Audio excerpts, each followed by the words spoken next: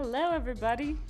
It always goes live, but you're never quite sure when. So if it's live now, yeah, there we go. I see myself and it's awful. Oh, I just get used to my bedhead, so it's okay. I'm not the only one that thinks I look awful. You got to push the magic button in Zoom that makes everyone look pretty. All right, I'm going to try and find my own You always stream. look lovely. Yeah, I'm telling you, it's a crew of 10, to do this part, and then the rest is all scaffolding, bamboo scaffolding. Can you send them over here, please? They are for hire. All right. Hello, everyone. I'm going to go ahead and find this so I can pull you guys up on chat. Sometimes it takes a second to show up on my own feed. My videos. Does anyone else know if we're live yet? Oh, let me find out. Hold on. Maybe go to your channel. Yeah, I got the notification. Cool beans. Let's see. Ooh, you're almost at 500 subscribers, Amy. Really? Yeah. Well, who the hell would want to subscribe to me? I'm subscribed. I don't Got see you all fooled. I don't see you live yet. There we go. I see it. All right. What? All right, Bobby D, go ahead and check your email because Candy sent it to you. Oh, there you are. Okay. And Ellen K as well. Anyone else too, obviously. You guys know me. You know my email. Hi, everyone. Hi. So basically, it's just chill chat. I know that, it was I didn't know that yesterday's show was so controversial until so I only had a chance to watch like 10 minutes of it.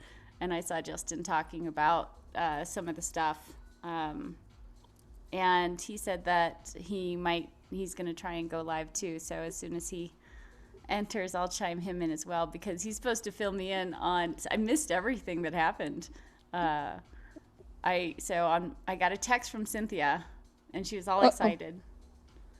And so I'm like, okay, I'm heading home right now because I was actually scouting out some locations for the AGK GeoCoin that I'm going to be getting soon. So I was checking out locations, and I was on the Peak to Peak Highway, which, if anyone knows, it goes from like Central City onto Estes Park. It's like this really long road, and the internet is really spotty. So on my way back, I'm like, okay, I gotta get back because they have some fun news, boots on the ground news, and I'm like, this sounds like fun, and had some tire issues. God, that sounds terrible. Well, I'm used to it. Like if you choose to live out in the middle of nowhere, you kind of have to be prepared no matter what, right? And so I got basically not a flat tire, but luckily my car says, hey, your tire's really low. So I go out and look at it, it's pretty low. So I pump it up, drive 10 more miles, or not 10 more miles, 10 more minutes, and it says really low again. I'm like, shh, bleep. I'm like, I gotta change this tire out. And the whole time I'm like, I know there's news happening. So I changed the tire out. That one's leaking too. So I only make another 15 minutes before it says low tire. So then I'm like, I gotta call a tow truck, but there's no cell service. So I had to climb up this little ridge, and I'm like holding my phone up. I'm like, I know I'll get cell service eventually. I just keep going upward. So eventually got cell service, towed the car back, that whole thing, and then of course by the time I got back, everything was pretty much over, and I fell asleep on the couch, very tired. So I'm going to try and look at the chat so you guys can tell me pretty much what's going on. I have the YouTube on pause, but I have the chat open on my phone while I'm on here. Oh, perfect. It's very interesting. So as you guys know, put at Amy Seeks if you have any questions. I'll go and check real quick to see if, let's see here. I sent it to Cynthia and KPro, but I'm guessing they're pretty busy, like planning everything. So they went out today to try and get more like video and stuff like that. Yeah. Did Cynthia text you, Candy?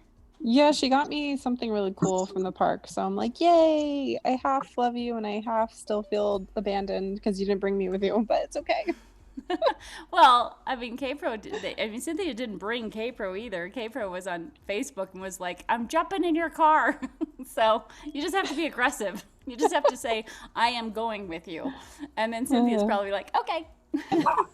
Well, I was supposed to meet up with K-Pro on, I think it was Saturday morning, because she was gonna do the Mr. Clue hunt, but like, because she was in Long Beach, and that's like maybe an hour away from me. That's But right. she ended up canceling because I think the ferry or whatever was canceled for 3 days, and she didn't want to waste Yes. trips, so she was just at the Yeah. beach. And you know, I'm a vampire, so I don't do sunlight.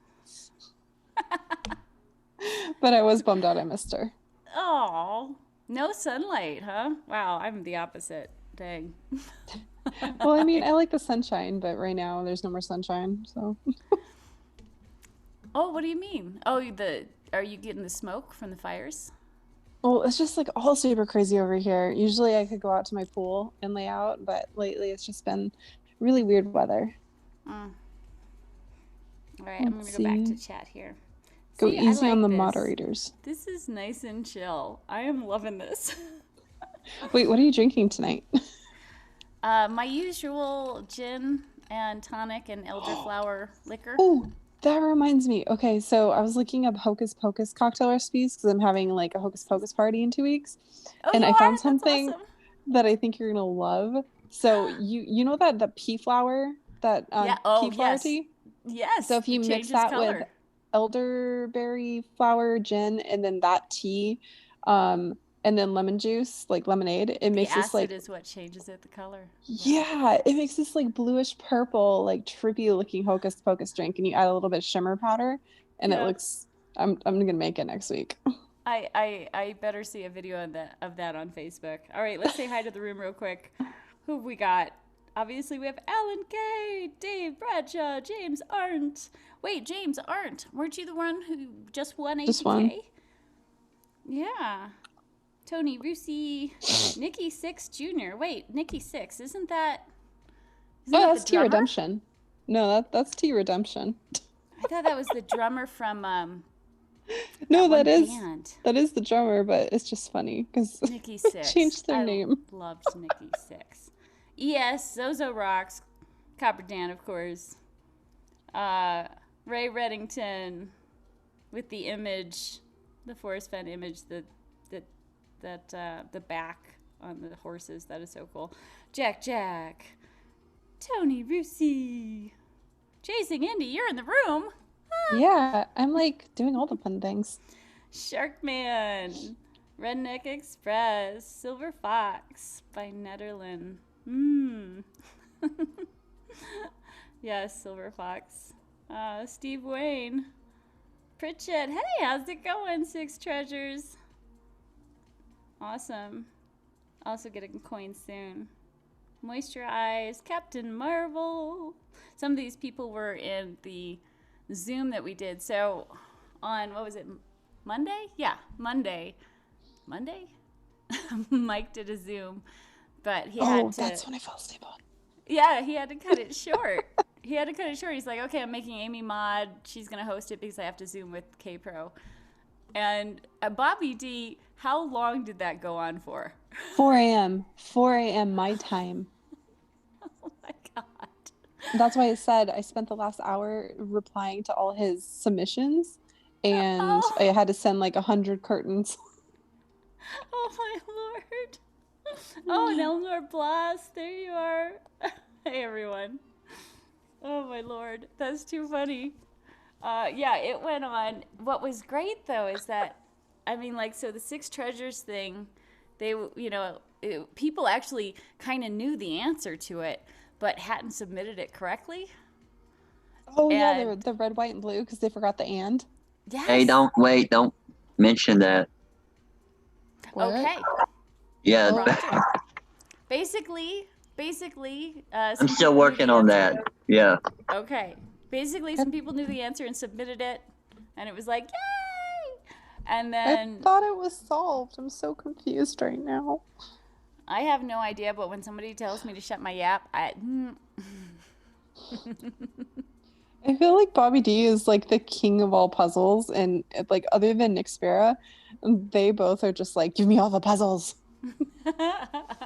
Well, I felt bad because in one of the Zooms, Minotaur Moreno was saying how he's like, Nick is not a cipher guy. And I was just like, well, in comparison, I'm like, I don't know. In comparison, he's much more skilled at it, than I am. So I see him, as a more of a cipher guru kind of guy. But maybe he's not so thrilled about being seen that way. I don't know.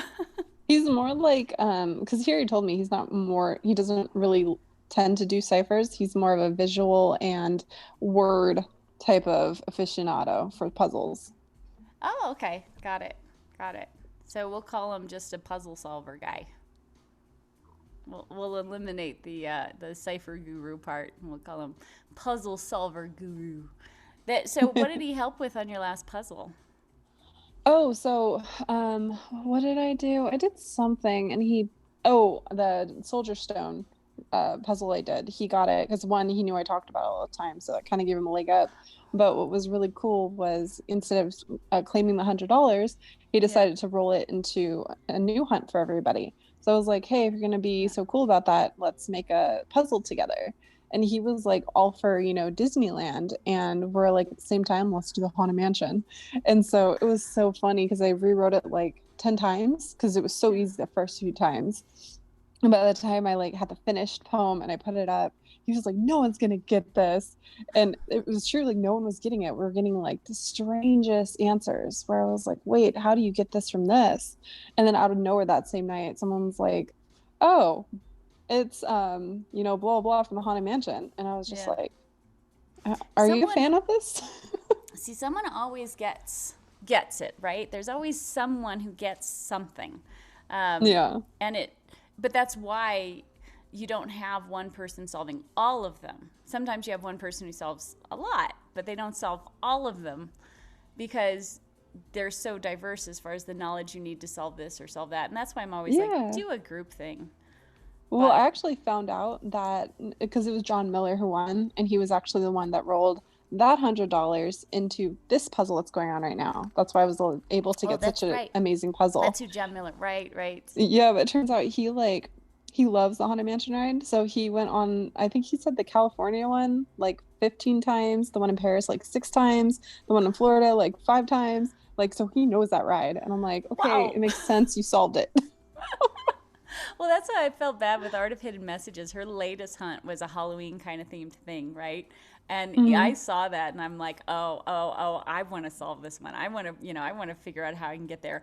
And then, like, she emailed back in, like, 45 minutes, and she goes, it's solved, like the little cry emoji. And I'm just like, no.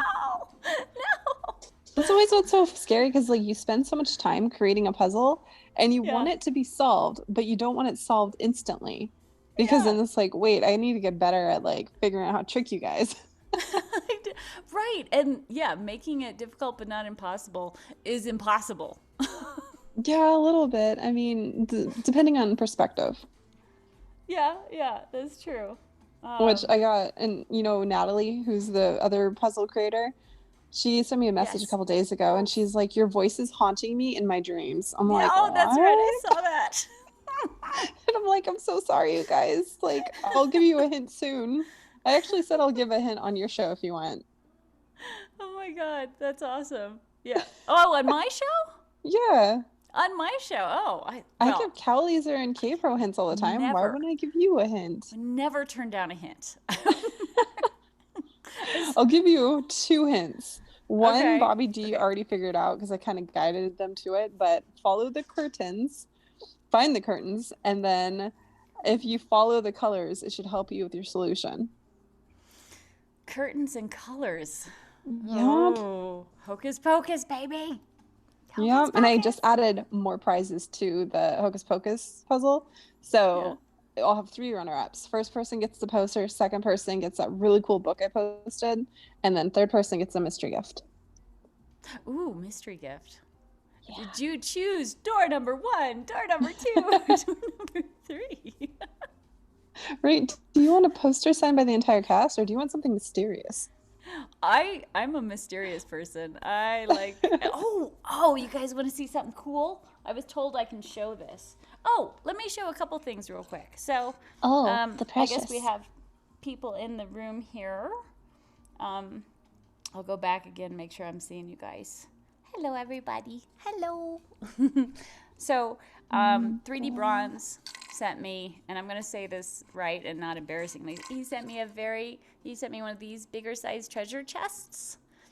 And it wasn't just this that meant so much, but inside it was a little frog. Oh, I see. Hold on. Oh, it's so cute. And see, I'm just gonna cry. Whatever. I had mentioned before that when I was younger, frogs are a thing for me. Since I was young, one of my first production companies I named Tadpole Productions. Right, that was like 20 years ago. But I mean, that was one of the things in the chest that I also was like, God, that would be lovely to have. So when I saw that and I didn't know that was coming, I just started bawling because I was just like, how did he know? How did he know? So yeah, I don't know. And this is what I want to say real quick. Like, we're all suffering with not having found the chest. I cannot express to you how it felt to have this, as far as it feeling so satisfying. Like, it's like, I'm okay. So I don't know if he's still selling these sizes, but it's the perfect size to put whatever mementos that you have. I want one. I hope he's still selling them. I'm gonna go buy one. There we go. I highly recommend it. It is insanely perfect. I mean, it's the chest. Yeah. And it I does. put my stuff from Fenn in mine. Did That you? looks better than those big fake chests that the bronze guy sells in Louisiana, New Orleans. I wouldn't mind one of those big ones either, Yeah, well, $7,000 later. I know. Wait, where's 3D Bronze? Isn't he in chat? I think he popped out.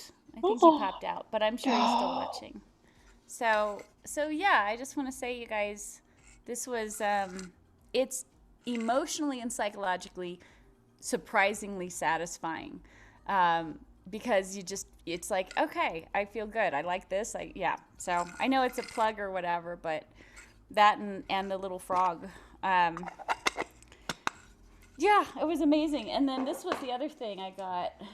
So somebody sent me a book, and inside the book is a cipher. So I've got to solve this cipher to figure out what the heck. I don't know what it says key, so I'm guessing it's a Vignere cipher or something similar. But I haven't had a chance to work on it. So, oh, nice link, Alan K. Thank you. That's very cool. And let's see here. I will go to. Oh, that's funny. If I go to my own channel, I can't see the chat. Amy. Yeah. You know how I said something might happen after AGK went live? Wait. It's happening. What? Oh, wait. I don't know. I'm not going to bring it up because we're not allowed to talk about it, but what I told you might happen is happening. So I'm looking at my face on another channel right now, and I'm just like, at least my eyes look good. I feel so awkward. I'm like, it's like double Remember? vision.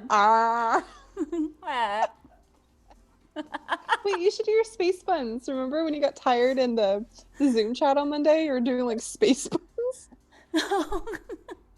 You were like so tired. You were like seeing stars, and you were just like very politely trying to tell Bobby and I to just like shut up and go to bed. And you were like, "Don't mind me. I I'm finally just gave gonna the host job over to Bobby. I know. You're like, I need food. I need sleep. Good day. I kept it going though. I actually woke up to it. by my bedside. I'm like, are they still going? I opened up the iPad. Are they still going? Well, I actually fell asleep to Bobby, and I forgot who else was on there, but I like put my headphones in and I just fell asleep listening to them. And I was just like, Oh, that's oh. lovely. It was fun having another meta moment because like we had that same moment when we were doing the Zoom and Randy made a video and we were still in the Zoom and Randy made this whole video about us and how he's like, oh, I couldn't watch anymore. It was awesome. It felt good. So, but I know you guys, so let's see here. Let me see. Don't forget to put at Amy Seeks. Why is that? Sorry. I need to make sure I see the Amy Seeks and it's not showing up.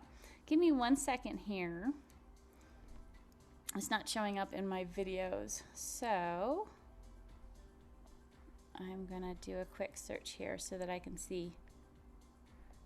Of course, when you type in Amy Seeks, other things come up. Oh, there we go. There's. I need to make sure I see the Amy Seeks. All right, everyone. Here's the Amy Seeks. I saw you're working. Oh, what? Huh? What? Oh, nothing. Sorry. Disregard. I saw you were working on the overseas matron puzzle. How's that going? Oh, so there's a fun, I will say, Dorabella. That's a hit. I'm here eating dinner. You're all great. Oh, that's from 3D Bronze. Yeah, 3D. Let the chat know if you're still selling some of the smaller ones. Can you do a shout out to another searcher I've been trying to find for a while? We cross paths frequently in the Montana search. His first name is Dean, but I don't. Anyway, I'd appreciate it, Amy. Dean? I don't know what I'm supposed to say. Dean, are you out there? Captain Morrow, we can't see everyone. Oh, that's because they're not. I know it's really awkward because it's just me. They don't have their visuals up. His last name was heavily Italian. That started with an R, but it escapes me. I have something he might want. Okay. There you go. I think that's about it. I'm going to quick check. Oh, wait, Amy. Mm-hmm. They want us to get into detail about K-Pro and Cynthia and Justin Posey's solve from yesterday. Yeah, would you like to go into detail? I just got, so I was waiting for Justin because I only know what I know from Cynthia texting me afterwards, and she was just so excited. And Justin, let's see here. Oh, Justin just says laptop acquired. So he'll probably be joining us soon. I'd rather, okay, I'll get my laptop at the hotel. Wait, so Justin's with K-Pro. Does that mean K-Pro is jumping on with Cynthia? Wait, say again? If Justin is still with K-Pro, does that mean K-Pro and Cynthia are going to jump on live with him as well? I don't know because I know that they're super busy. The invite is there if they want to. Should I text Cynthia and let her know? Sorry, what? Should I text Cynthia and let her know? Yeah. Okay. I'll text her. Hey everyone, I love you all. I gotta jump. I gotta go start my pressure canner. I'm doing some canning. So oh, fun. Spallies, I look forward to visiting you up there in your beautiful land. Come anytime. Take care, everybody. I'll watch later. Bye-bye. Okay. Talk to you later. Okay, I'll text Cynthia real quick. Don't forget to switch your screen thingy. My screen thingy. The display screen. To what? To your show. So like, speaker view. Oh, should I do? Well, it's only me right now, so. Oh, Jason Northface. It's great how positive you are. You truly could walk through hungry lions. Well, it's when you're as old as me, right? And I was talking about this before with someone. I've had trauma in my past. I don't talk about it because it's in my past. It's amazing how much it gives you perspective on other stuff. you know, and other stuff people are going through. You know, you just, if I talked about or dwelled stuff in my past, or even in the present that's, you know, kind of going on or something, that becomes then who I am. And it's not who I am. So that's kind of my philosophy. You get perspective when you go through things that are real, you know, things that are real shit. It's like, okay, so then you just... You cursed. I cursed. Yay. Take a shot every time Amy curses. Oh, don't do that, because then I'll just do it for fun. Oh, Randy, who are the voices? So the voices, that was Spally's Pallies. She's been in the chase for a long time. I met her at a meetup a long time ago, so that's who was heading out. And we have, can I say the rest of the people we have? Is that okay? Yeah, go ahead. Okay, so we have Susie Fenhaven, and we have Chasing Indy, who obviously has her Hocus Pocus puzzle going on, and we have Bobby D. Oh, there she is. Hi. Hi, sweet pea. Hi. I'll show you. Here I am. And we have Bobby D. He's like working, I think, on like every single puzzle out there. And on our last Zoom, he was up till 4 a.m. Man, he was determined to get Hocus Pocus. It was fun. It was fun. How long were you on that Zoom, Susie? He does. He's got his heart in it. I fell asleep, and I don't know how long I lasted, but I fell asleep listening, and it was like still, you know, when I woke up in the morning, my phone was still in there next to my bed. Wait, I've heard stories of people who have fallen asleep on Zooms, and like you start hearing. Well, actually, I was in a few where you start hearing snoring. It's just, and you just can't help but laugh, and you're like, oh my God, mute that poor person, mute them. I think that was probably me, to be honest. I don't know, because I don't know. Because there's so many people in these Zooms now. So yes, well, Randy, those are the voices. Those are the voices. Oh, thanks, AJ. This is very sweet. Oh, K-Pro's in the room. Okay, K-Pro can tell Cynthia. If you guys want to jump on, feel free. I'll text her anyway. I think it's redundant at this point, though. Join the Zoom. There we go. Smiley face. Smiley face. Or they can take turns, or no, whatever. But yeah, I would rather have Justin talk about it than me, because I'm not. I was trying. You know, there's only so much time in a day. So after I got back home, I was really trying to watch the video, and apparently there's a missing first 25 minutes, and I'm like, oh, that's good, because I can zoom through that and get to the other part. And there were some very interesting things. I'm less, from what I heard, I guess I'm less, well, okay. I am a skeptic when it comes to lots of things, but I'm always interested and I'm always open. So I'm like, okay. So I am going to be, you know, I'm very interested to hear, you know, all the stuff about this, because, you know, at the very least, it's exciting and really fun to think about. Whether or not it's it or not, it's fun to discuss this stuff. I mean, that's why we're here. So, what's that? It was Candy. JK Pioneer says it was Candy snoring. Yep, it totally was me. Because I think when it ended, it was just like myself, Bobby D, and one more other person. And I snore. I got no shame in my snore game. Well, it's happened more than once in those Zoom meetings. They're just, what I love about the Zoom meetings is everyone's so focused on puzzle solving. You know, it's like zero drama. It's just zero drama. We're just like, okay, but what about this methodology? Yeah, Susie, you can. Yeah, that's true. I mean, it's like, skip all the, you know, let's get to it. Get down to figuring out how to solve this thing, and you know, get that ultimate aha moment. And then we'll have like little aha moments where we're like, what if this and what if that? And you know, we have so many puzzles to talk about now. It's been so exciting. We've got like everything. You know, the impossible treasure hunt. We've got Randy's hunt, and we have, you know, his, oh, I forgot. Where's my pen? So at some point, Randy, well, I can't find, I have like a billion pens around here somewhere. At some point, I'm going to try and do a Morse code thing with something, a pen or something in honor of Randy. Yeah. So, Oh, no. yes, there we go. Thank you, Susie. That's totally it. I'm like, I gotta do that. And I want to see how, because yes. Maybe I'll do like a eye scratchy thing and just an attack. Wait, what? But I'm gonna do something fun like that so that I can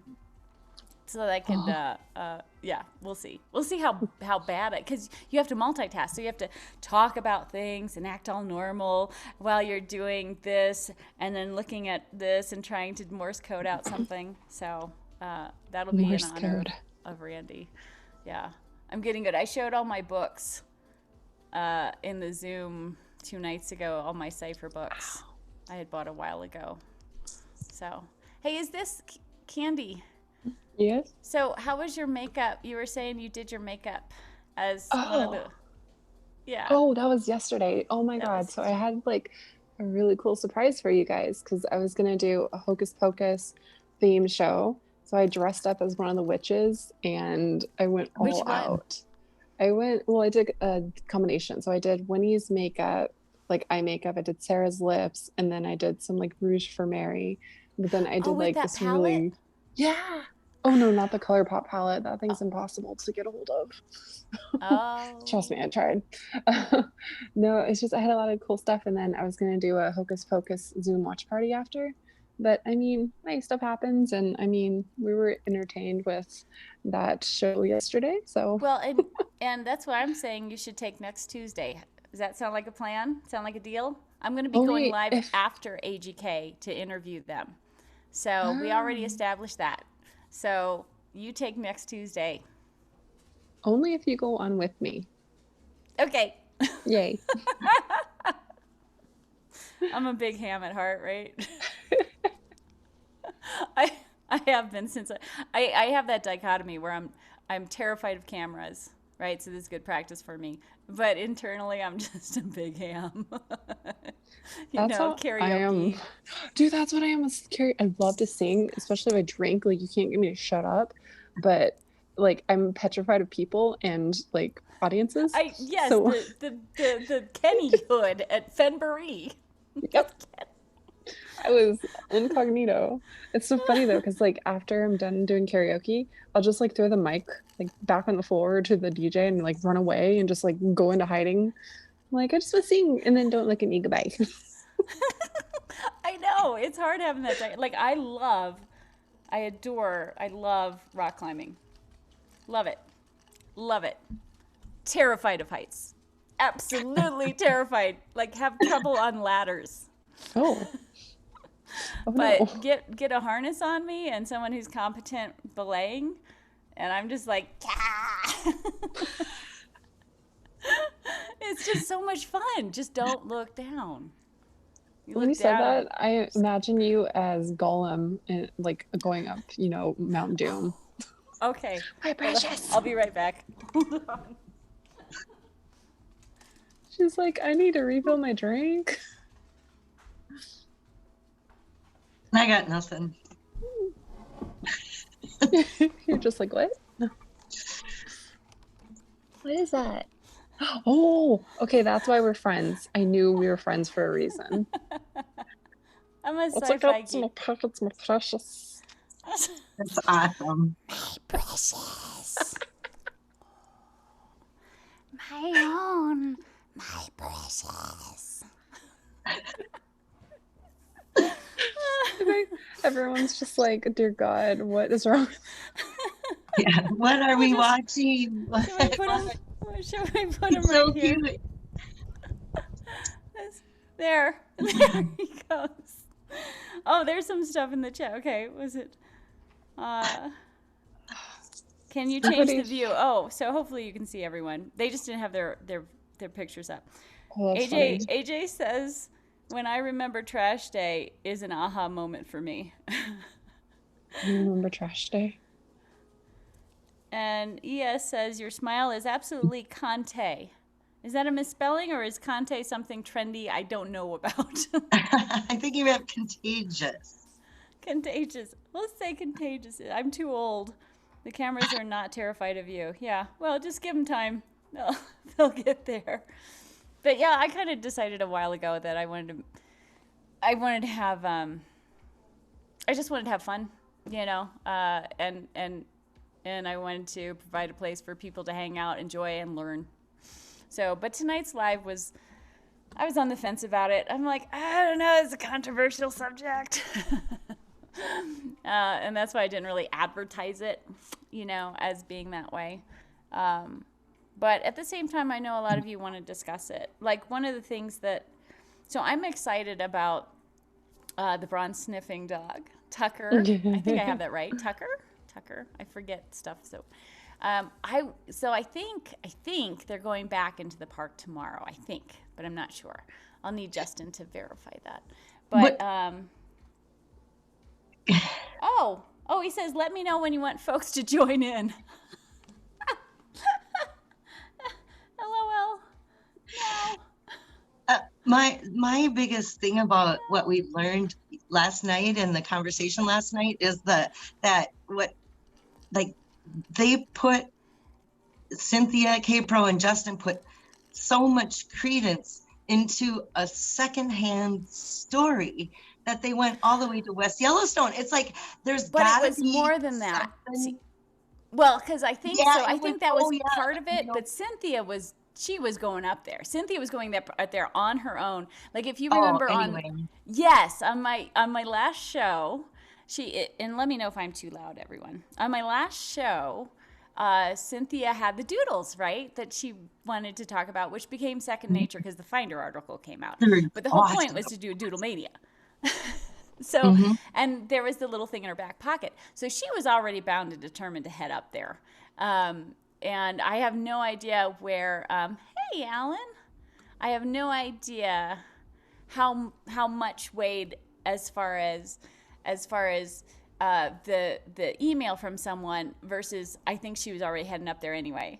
You know what I mean? Okay, well, that makes more sense. It's like if you're going there anyway, and then you got all this, it's like, oh, well, let's go see if we can find this photograph. Not necessarily, I believe this whole story and this is the thing, but, you know, and this is how they got this. But might as well, if we're here and, you know, there's whatever, then that makes so much more sense to me than all of a sudden those three going, this hearsay. I think it was much more of a coming together of everything. Okay. But like I say, I'm speaking out of turn because it wasn't, you know, and I feel bad because, you know, Justin was like, get up here, you know, check it out. And I was just like, I can't. I was like, my stupid car, my tire, I got to fix the tire. Volume is perfect. Thanks, JK. That's helpful. I know it's so hard without a soundboard thing. Haha, I'm not old. I just don't look old because I push the magic YouTube Zoom button thing. Trust me. I think you have to have Zoom Premium to get the filters because I could not find a magic button. Oh, did you try and do it on your phone though? Yes. You got to do it on your laptop. Oh, and that's probably why. And I have a Chromebook, and so I don't know if that even would work. that's it. Yeah, unfortunately, it's in the laptop settings. So, I see. It's a magic button. Are you saying you look that good without the magic button? Because if I took the magic button and turned it off right now, everyone would just be like, "Oh man, oh yeah." Oh. Right. Oh, trust me. Trust me.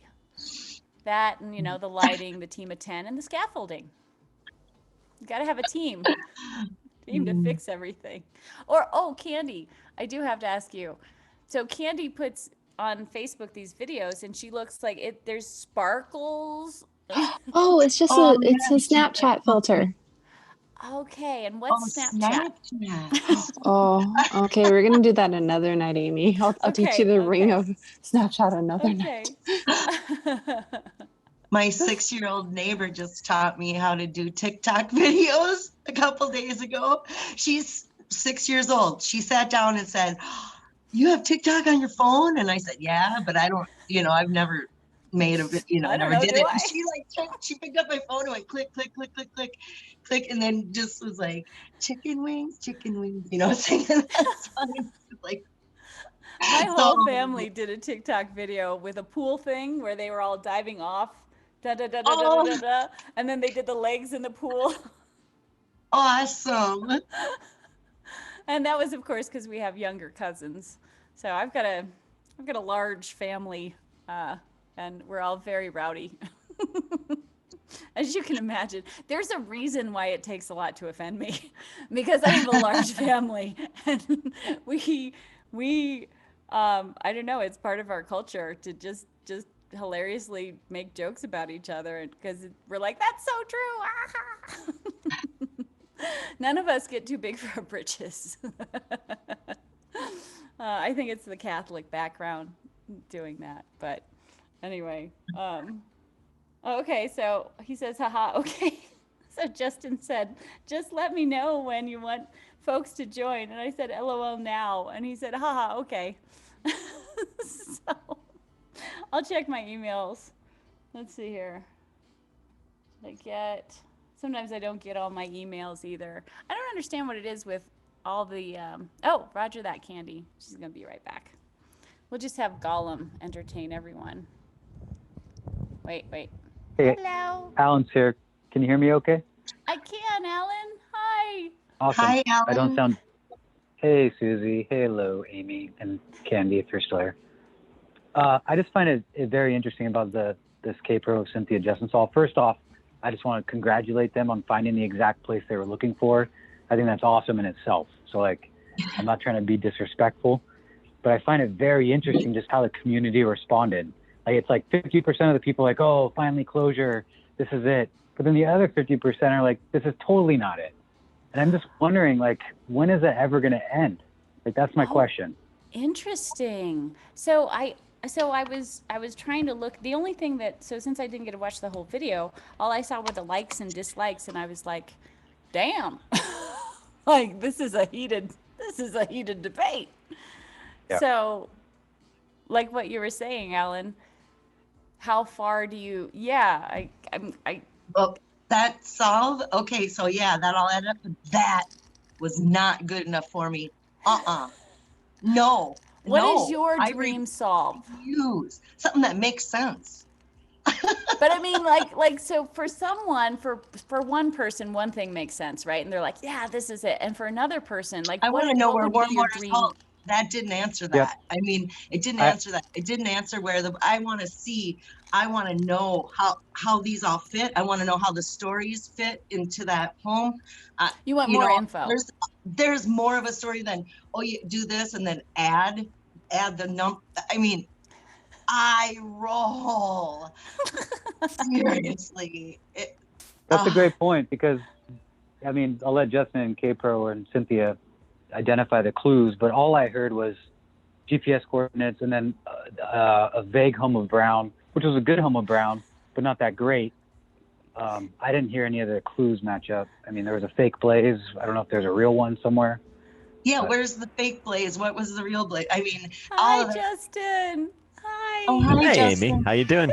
Hi, Susie.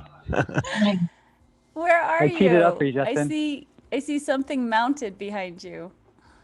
Yeah, I'm actually at one of the local bars here in West Yellowstone. I'm a little noisy here, so I apologize for any background noise. You sound good. Oh, good. Well, it's that noise canceling microphone. But yeah, Cynthia's here, Tony's here, Christy's here. Give Tony Just kinda Henman hanging a out, hug so from me. You get a hug. Amy. He says, oh, hey. And a hug back. So obviously, I think there's no question that this has been controversial, but I know so little. So could you like kind of give me the basics of what I don't know so far? Sure. Yeah. I mean, I don't know what you do and don't know, but I'll start by saying that disclaimer here. I'm by no means saying that I'm 100% convinced that this is legit. I just felt that it was worth exploring. That's all. You gotta So a explore. very quick Okay. summary would be there apparently is a source who was able to discern ahead of time that the finder was going to be publishing an article, and that did. Oh, they actually said the finder's going to be Yeah. putting something out soon? Mm-hmm. The following week, and So it didn't come random. out on Tuesday, and so as I understand it, Christy was kind of questioning it. She said, "What's going on here?" Well, It was didn't it come out. specifically the finder? Like the The finder Medium will article. be, Yeah. like mhm. did the guy say the finder is going to be coming out with an article this week? I didn't see the original correspondence, but that's my understanding. Yes, is that the finder will be coming out with an article next week, and it didn't come out on Tuesday, and as I understand it, Christy had said, "Well, hey, what's going on here?" And he says, "Oh, well, it'll actually be published at 12:01 a.m. the following day," and it was published at that time. So, Well, there's some So- information they didn't share yesterday, or at least I missed it. oh yeah, I'm That not sure. detail. Yeah. And so I felt that alone kind of gives some credibility to the source. Adds to adds to Yeah. the. So I thought, I well, thought it was published at 11 a.m. This week. I again, I didn't see the original correspondence, but my understanding is that it, based on Medium's published life cycle, they come out on a daily basis just after midnight. I don't know what time zone, but So depending on time I could zone, be maybe. mistaken there. Yeah. Ooh, hello Oh, person. waitress, Hi. hello. That was fun. So anyhow, additionally, this source had said that since we had already established that there's potentially a real link between the source and the finder, the source had also claimed that there was a site that was driven by GPS coordinates, and here's the method that was used, and Which had been out for a while, because I know somebody had sent me that a while back as well, the GPS coordinates. yeah, I mean, people have been kicking around the GPS coordinates for a while Maybe now. it was the same person. It could I have should been. go back and look at that email. Yeah, I mean, you should. And we don't have Yeah. a name or a chat name or a handle for the person. I don't know. Okay. But Yeah. No, I was just wondering because then I Yeah. looked back in my emails to see if it was. oh, But, yeah, that might be the same. this is not the finder, and this person doesn't pose to be the finder. This person is a conduit between the finder and sending emails to K-Pro and Kalazars, right? They sent the email to those guys, right? That's what And it was that's a I person understand that it, yeah. doesn't, it's an anonymous person that says, I am not the finder, but I know the finder, and here's the photos, and here's how they did it, right? That's what I understand. That sounds exactly right, Susie. Yes. Mhm. Okay. And so, Doesn't that given seem crazy to anyone else? Sorry, just to interrupt there.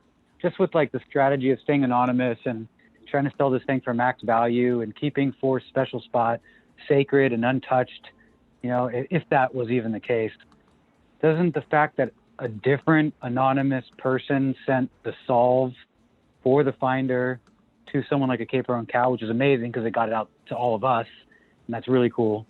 But it just seems so counterintuitive, like all of this. Like you're either anonymous or not. You're either going to tell us or not. And now it's like some other person is telling us the answer. It sounds Yeah. like Crazy. whoever the Go ahead. finder was teamed up with, what if they had different, point of views? So one person wanted to keep it secret and sacred. Another person said, no, I want to make money and have this known. There's a possibility, and that might explain why we have photos that we've never seen before from the Medium article. So are we guessing then that the person who sent K-Pro and Cal that email, that they are somehow in touch, aware, or know who the finder is? That's what I'm assuming. Although That's my understanding. God, that would make know, the and- finder mad, wouldn't it? Probably. Let's see a Well, picture of the you have chest. to wonder. You would think so, right? So a couple things. One would be, the finder is anonymous to me, but maybe to Mike and or Christy, the finder is not anonymous. Maybe they have some additional information I don't know. Right. I'm just going off of what I've been told. Yes, right. And so yes. with that in mind, I suspect there's more to this because Alan, as you're mentioning, and Candy, it seems like there's a bit more to this backstory in the sense that why would the finder or why would the source want to go against the finder's wish of keeping all of this anonymous and outing this information, however much it is. It doesn't seem to add up, at face value. So I suspect there might be some contention there to some degree where, the source felt to share this information. Or are they trying to That's a good appease point. the search community by throwing out this, oh, look at this other, whatever, and just trying to distract or, I don't know. It just doesn't seem. So I I've don't- got an experiment. So being the science geek that I am. So Scientifically. so Justin, will you be returning to that area? And it's okay to say no comment. I think so. Okay. I think so. Tomorrow. Yeah. If you do. Well, this I is- mean, I do have a day job, so not tomorrow morning. We'll say that. this work thing, it's overrated.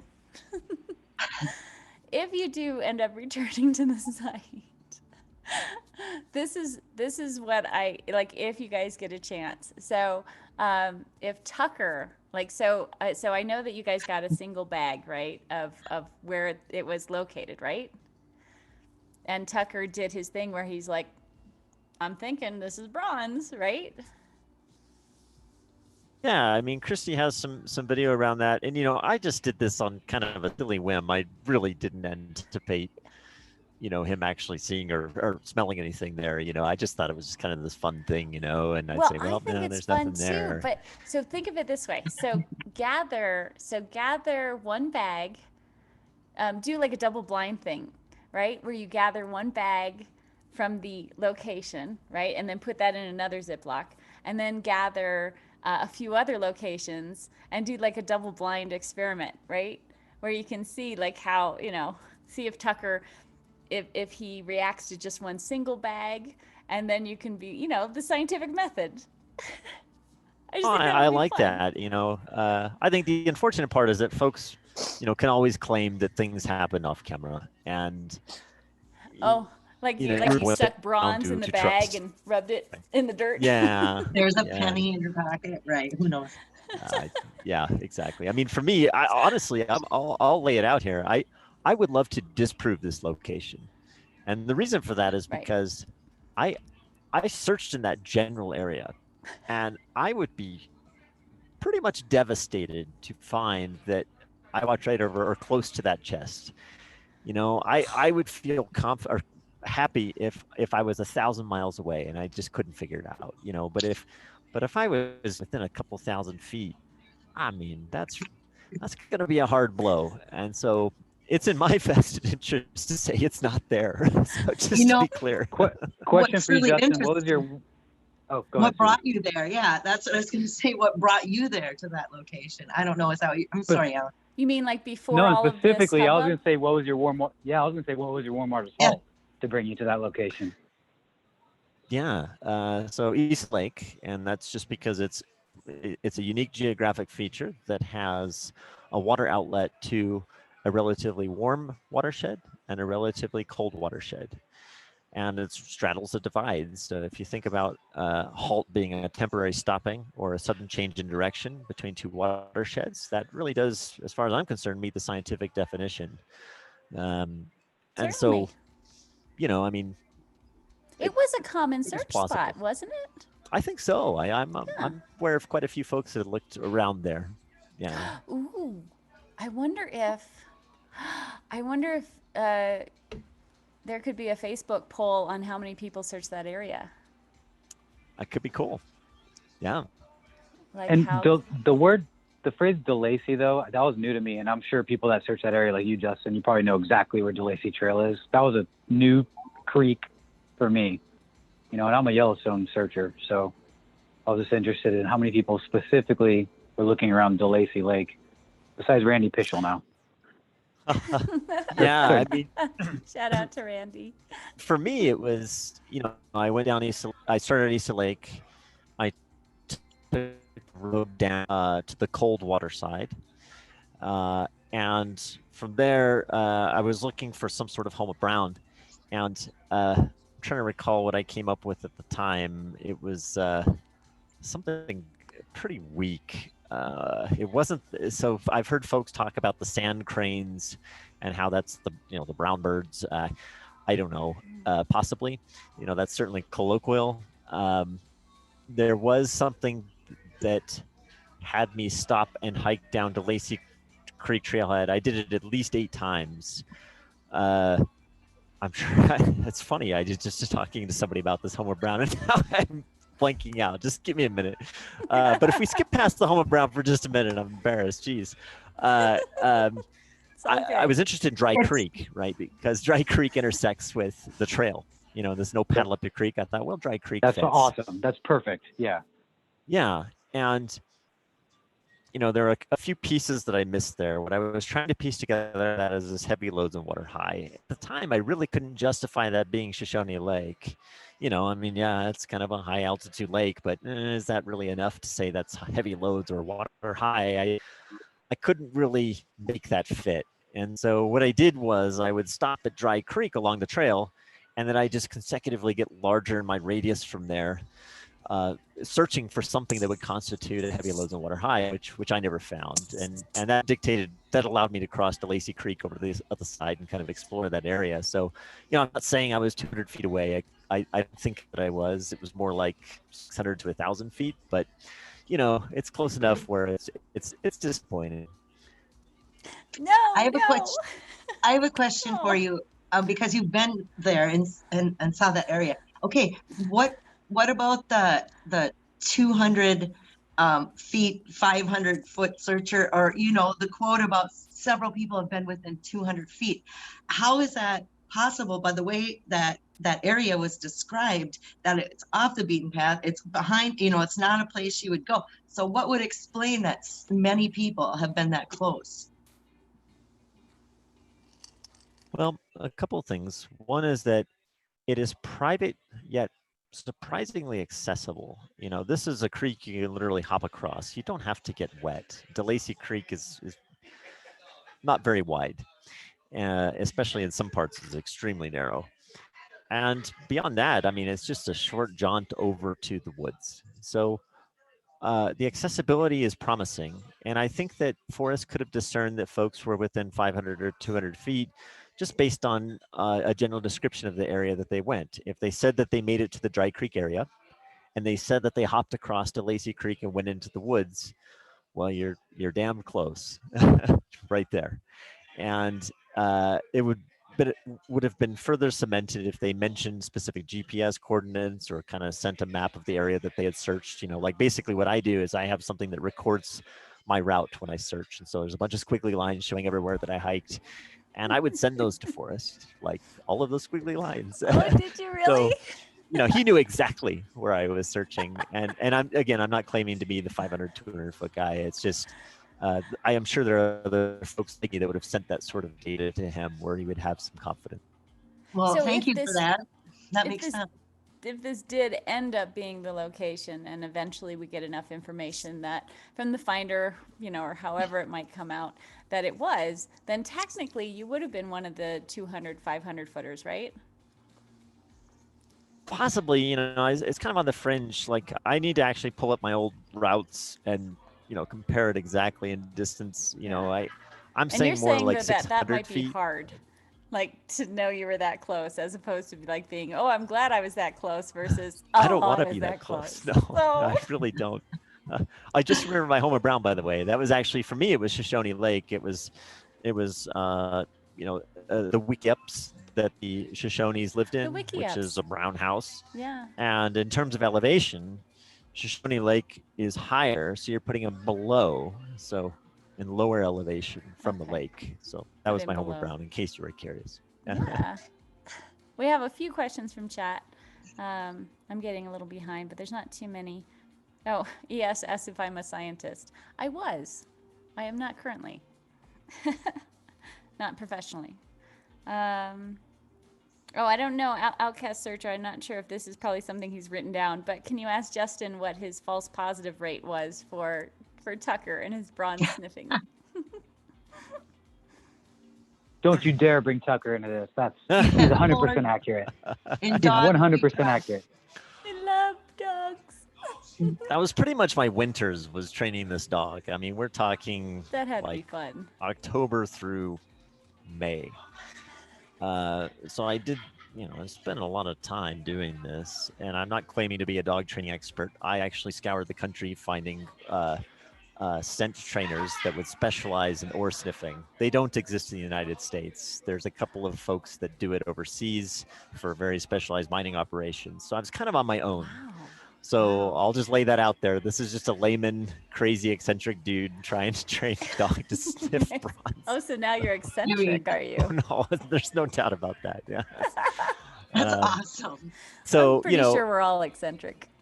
Well, I don't have exact numbers in terms of false positive rates. What I will say is that there's a spectrum here. If he's kind of questionable about it, and he really wants to like show off, like he'll just he'll sit down and try and fake it.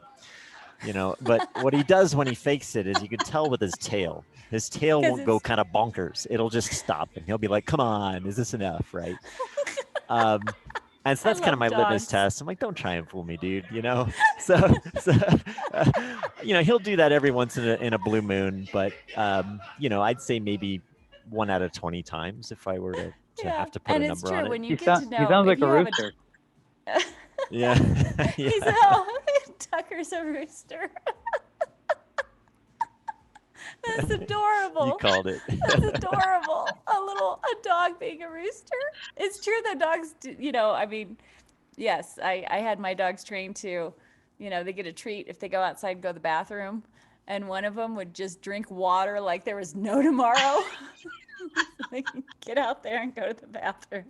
But you knew what was happening, Dogs have no manipulative abilities, it's just... Yeah, I had one that would go what in you and see out is what you get. Yeah. That triggered the treat, so we just go out the dog door and then come back. Yeah. There we go. And Chasing Indy has a question. Let's see here. Ask Justin why they didn't try to match up the area to the finder's photos. I don't know what that means because I haven't seen the other video. We did. So that's actually all I was doing, was trying to match up the area to the photos. And that's a remarkably challenging thing to do. Different time of year, a lot has changed in the landscape between June and October. It seems like such a short time, but it was really hard. It took me over 2 hours. We have two different photos going though. We have the photos that came in the email that are not from the finder. A little bit of lag there. The fake or the whatever, the email photos. Your audio went goofy, Susie. Oh, I'm sorry. It went tinny again. You know how it goes off and on, back and forth? It went a little bit tinny. Tinny. I am so relaxed and happy right now. I'm just... I want to be on your level. My boyfriend's just yelling at me. Am I tinny still? You're a little bit better. A little bit better, yeah. Okay. I forgot what I was saying. Oh, you were talking about the comparative photos thing. So right, because photos from the actual finder, right? Photos from the actual who we think finder. is the finder, who might be the finder, but No, the real finder, the ones that were published, the ones from that were Medium. Yeah. Yes. And then we have the photos from the email to KProCal, right? That are not from the finder.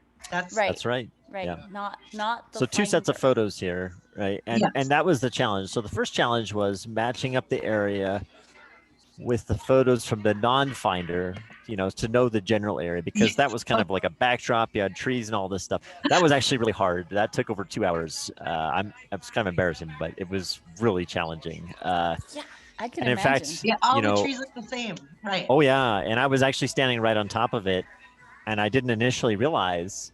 And you know, Christy had come up and say, "Hey, I want to show you a video or something," and so I had turned to focus on the video, and about 5 seconds it took for me to register. I thought, wait a second, and I turned back around and I said, "This is it. We're actually standing right on it," you know, and. You know, I think she was initially. Wait, how did you realize it? How did you realize it? Just the mental processing backlog. You know, it's like I don't know. Stuff started. Yeah, and so I stepped back, and you know, I'm looking. I'm like, oh my goodness, you know, this is it. And so I had her kind of step back, and I held the photo up when she was looking at the area, and you know, she realized she was very, very excited.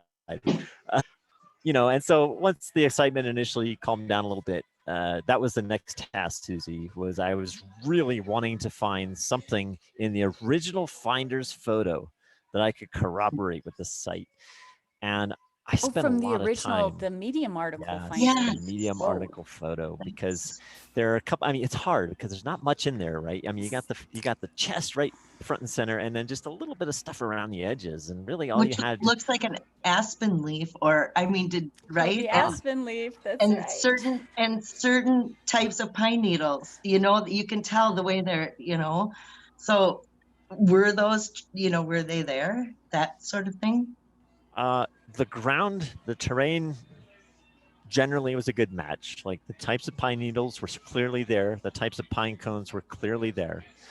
You know, a lot of places in Yellowstone, you get either just like really muddy areas or areas that are just covered in grass. And this was kind of a unique area where the photo was taken because there was pine needles and dirt, right? There was kind of grasses on the fringes, but it was a dirt area.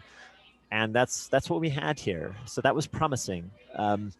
As for the aspen leaf, it wasn't an aspen leaf, if this is the right area, because I don't know how to describe it. It's not a bush. I'm not a botanist. I mean, it's not a like a full blown like plant or tree or anything. It's like these little small little plants that grow that have remarkably large leaves on them that are the exact same size as an aspen leaf. And on the ground, I found some of those that had been dried that looked exactly like the one in the photo. So that was very promising to me. What is this? Rocky Mountain Tree Finder.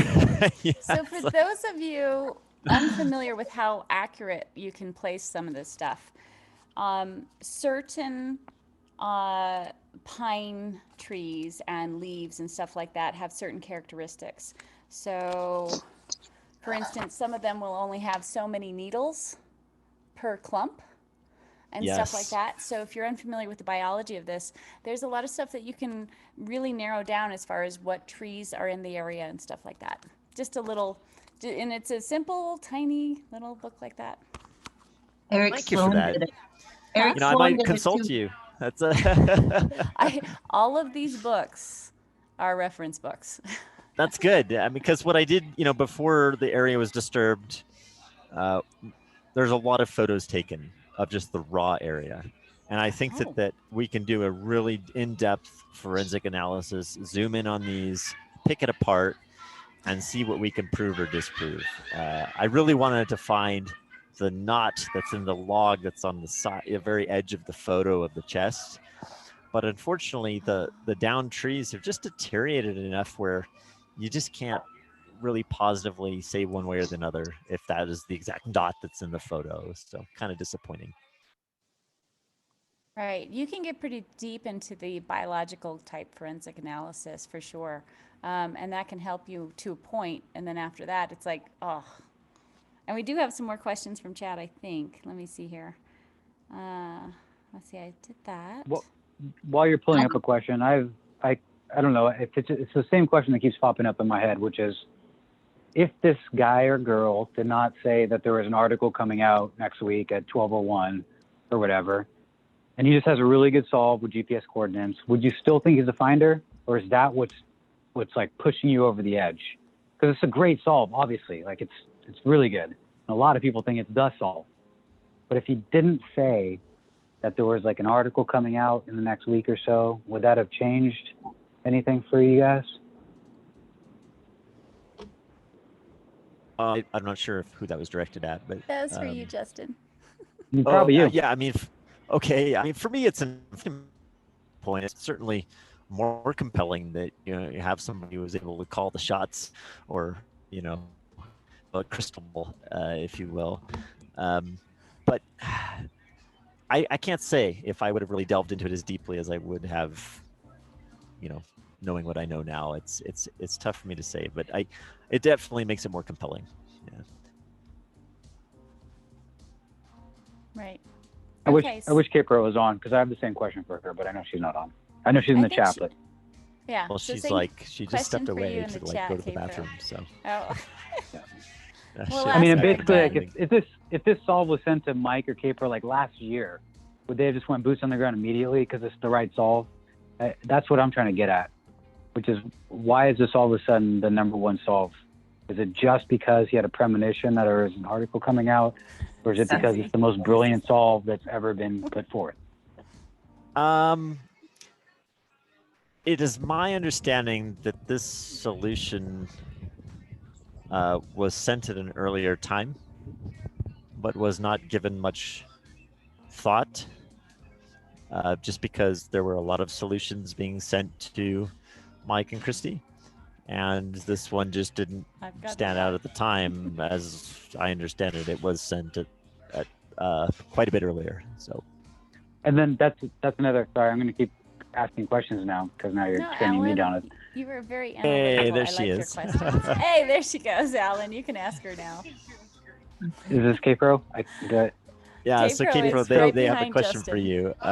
She can't hear, so I'll just then relay. It goes again. No, it's okay. And again, it's if someone sent this solve with GPS coordinates, not just like, here's my home of Brown and here's a warm waters halt. Here's a GPS coordinates. Like, why did 1,000 people not flock to this place?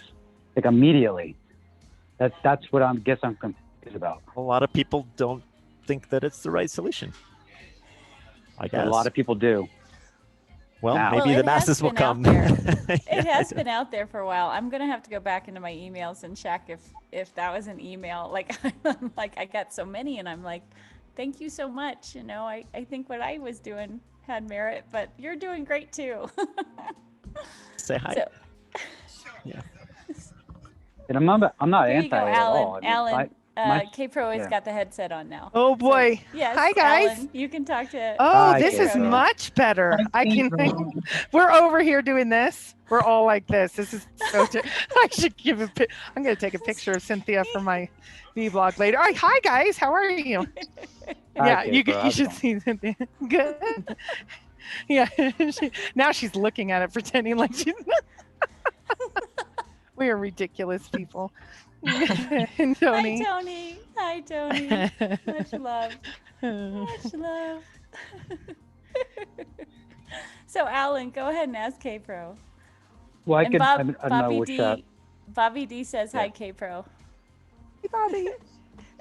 Hi, K-Pro. First off, thank you for sharing, because I think it's one. Obviously, it drew some crazy critiques from everyone involved, myself included. But I think it's awesome that you guys even share things like this, because you could have kept it secret, and no one would, but because you didn't, like, you drove this buzz, and I think it's awesome, and it keeps the chase alive. So I appreciate that.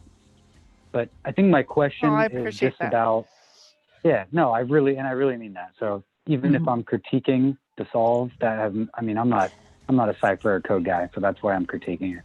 Well, and I want to make one comment. We Yeah. had to make a decision right after we got boots on the ground.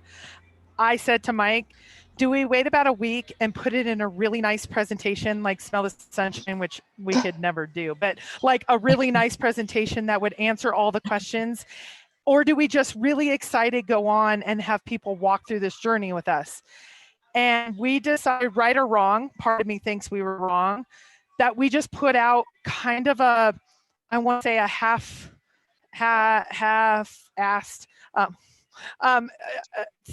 what we Oh, knew, no. what we, I'm and not, I know we don't make skimmed money. over some We're stuff. all good. Yeah.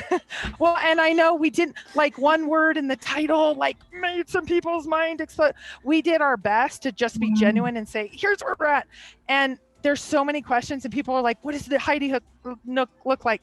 We have so many videos and I want to get all that out. And but you're going to be, we don't, but you are going to be doing that, right? Like eventually, oh, we're right? putting like the So stay presentations. Yeah, exactly. But so many people, we thought at the beginning, Mike and I, if we put it out early, people would appreciate the journey part and be a little patient because we're still right here. And I'm trying to I wasn't able to bring my laptop because homeschooling and my laptop's with my kids. And I can't build the presentation. Yeah.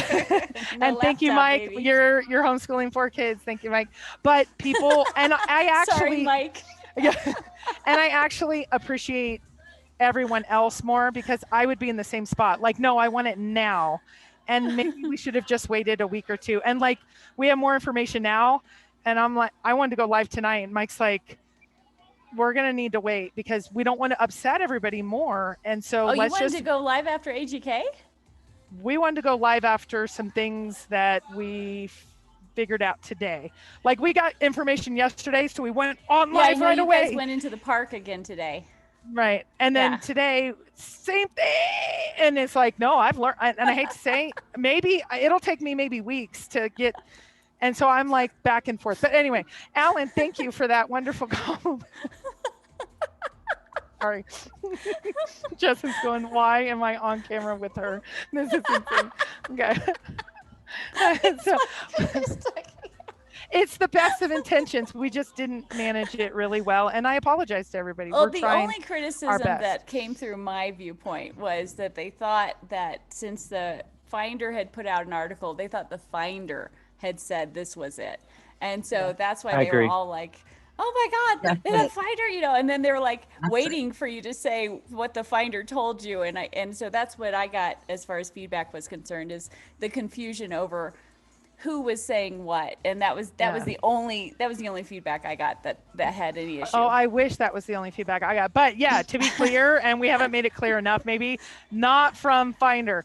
Don't know Finder. Finder, no. Like no, this is what indirect. This is and I always joke now. I'm gonna say, in my opinion, after every single sentence, it's like we need to have it tattooed here. Yes. What my were you first gonna say, tattoo. Alan? Man, you're giving me more and more questions to ask you as you keep talking. Okay. So one of them is, and I'll get to the questions in chat, I promise. And sorry for being mean about the title of that video, because I feel like you guys are like the authority, and so is Toby. Toby said, confirmed treasure spot found for Forrest fenn. I would tune into that and I would expect him to tell me exactly where it was confirmed that it was found. So when I dialed into yours, I felt the same thing. Like, please don't tell me you think something. Please tell me you confirm something. And you're very close to confirming it. So that, anyways, I think you rubbed maybe some people the wrong way just because of the title. So I know Mike changed it. And Mike actually changed it. I've done a lot of wrong things where I've had to say sorry to Mike in the last 3 days. That was one. He was like, I'm changing the title because it's upsetting people. And I'm like, I can tell you, like, it's our opinion, so let's just leave it. And he's like, let's just change it. And I was like, your brand, though, your brand. You can't do that. You're big. Yeah, but once you get picked, you are our news source. You are our number one. Yeah, and I appreciate that. I just think when I get picked so much, let's just go silent for a few weeks. And maybe in a few weeks, it's like, I like how you're presenting it, Alan, because the written word is hard to see sometimes. I'm learning, and Justin is just like Mike. He's been really good to have a mic here and a mic there. I got mics everywhere that like calm me. It's not good, and he's the best person to have boots on the ground ever, or boots on the nook ever. Okay, go ahead, Alan. Go ahead. Why aren't you asking questions, Alan? I am. Well, you keep talking. I don't know. So okay, then the other thing is, okay, so you say you're not in touch with the Finder, which is fine. You're in touch with some anonymous person, and you won't explain to us how he or she is anonymous and how you've been in touch with them and for how long. Maybe you have, and I just didn't hear it. But why do you think some anonymous person has the same exact solve as the Finder? That's like another question. Oh, they don't. Even though it's a great solve. Yeah, they don't. Yeah, they don't.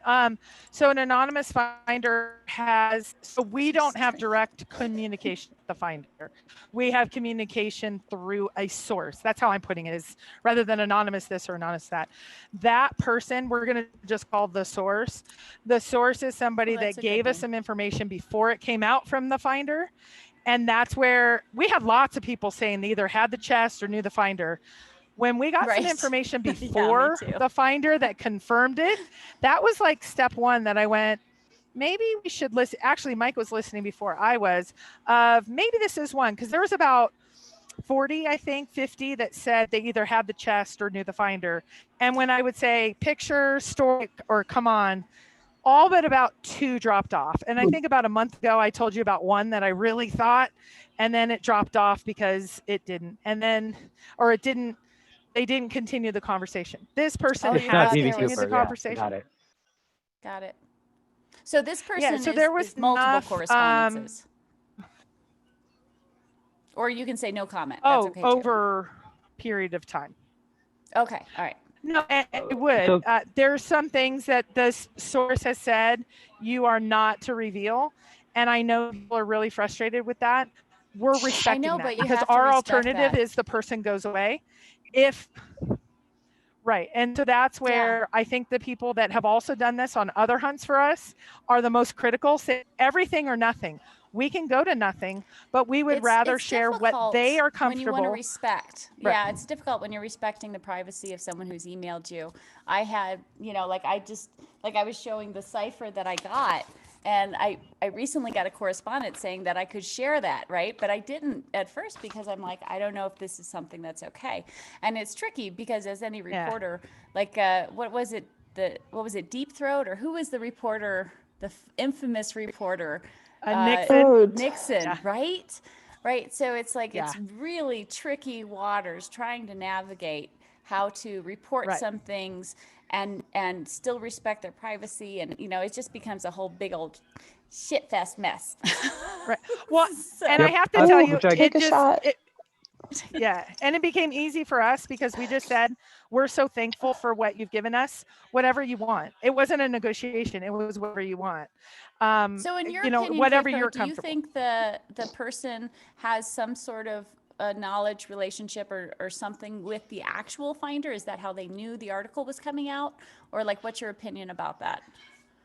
Perhaps. I don't know. I don't know. I'd have to pick that apart to figure out. Maybe, I don't know, though, is more of the answer. Like Right, 'cause every it's sane yes. person, more of the communications with Mike. So I don't know as much directly, so I don't want to pass it on. So we need to get Mike drunk. Yeah, that's like a half a drink.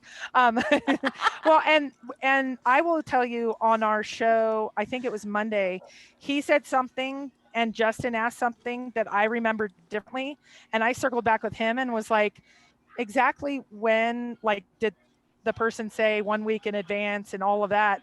Because I remembered it just a little different, but everybody's just like Forrest, we're analyzing every word. And I said, Mike, pull up, because he's had some email correspondence.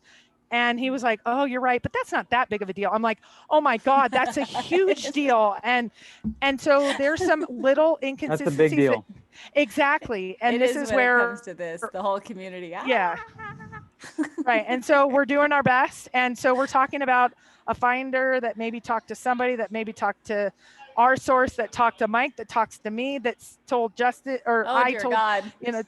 and we have the game telephone, and it's a little, so Oh, it's no. hard, Okay, then but- my last question is that if you had this solved, I don't know when it was originally sent to you or Amy or who knows how many people. One, a shy guy from the East would not do that. Send his GPS location of this solve that has been working on and crying on logs for 25 days to anyone. Like this, the finder in my mind would never do that. But if this person did, Never. I'm very confused. I'm very confused. You just came one of my most favorite people. So Okay, interesting. so All restate right. the question, Okay. because I'm not, so you don't think the finder Yeah. would tell anybody? Is that what you're saying? Well, the finder, according to that Medium article, no way. Like, there's no way he's sending the way he solved this poem, especially if it's a GPS coordinate that you, Cynthia, and Justin, serendipitously found within, I'm not sure how long you guys were there, 24 hours, 48 hours. I mean, that's awesome. But he spent 25 days crying in the forest looking for the spot. And he sent the same solve to multiple people like a month, 2 months, 6 months before. That does not seem logical to me. No. Yeah, and so where did you get the information that he sent the solve 6 months beforehand to somebody? Oh, I don't. That's kind of what I'm trying to figure out here is who got this GPS solve. Amy said she got something similar. Like, and I'm trying to figure out the GPS solve that was out for a while. So a lot of different people had tried to use these words into numbers for a GPS solve. So it wasn't a new concept. And there were some people who, who were in the area because of that GPS solve, and had some different stuff. And I think it was, K-Pro, do you remember it was the seconds? That might be the double omegas or something like that, or yeah. So the one thing is, I will say, I don't know if we have every single piece of. We don't have. Okay, so there's two parts of the solve, in my opinion, by some information that I've even surmised myself. I think we have an exact solve, which is the GPS, and then the general solve in Forrest words, which is, I think, isolate and all goes down from there. So I think the exact solve. When we so we were told the technique by the source, and what we did is Mike actually went through it and said, I don't care what conclusion you came to, and he walked through it and did the same technique. He came out 10 seconds different, and that may have been what took so many. It was easier for us because we had a picture of exactly where we were going. So if we were 50 feet off, we were able to we had the longitude. So we just started walking the line, because the first day we went to the exact spot and we didn't get there. And we figured out it was 10 seconds off. So we thought maybe we haven't been given the exact, something's off just a little, but maybe that's what took 25 days. I don't know but it got us close enough. Right now, this is really early on about, potentials. There's nothing confirmed. There's just like, we found this. It's exciting. So there's potential. The only things that we knew is this solve technique, GPS coordinates that we went to for a day and we didn't have, or we didn't find the spot, and these pictures of the location. So then we just put him on it and her on it, and I was just kind of there. They are total boots on the ground, like experts. They're like, bam. I was just keeping up. I was appreciative that I just kept up. And so once we found the actual, and we're going to actually show the video, and I screamed. It was like I found, and I know others didn't go through that journey, but once we found it and the nook, it's still off just a little, and we can't figure out why. We got to leave something for the finder. Just kidding, Finder. I love you, Finder. Get your rear in gear. Why didn't they send a picture of if they're going through all this and they have this in between person? Why wasn't that picture that they sent in the email? Why didn't I have the chest sitting in it or some real proof? Where's the frog? Where is something that's which pictures? The email. Okay, so picture. we have a couple of pictures. I would not assume that the finder, I don't know if the finder sent, I am pretty sure that the finder may not, well, let me start back. If the finder was wanting this information out, the finder would have gone through other sources.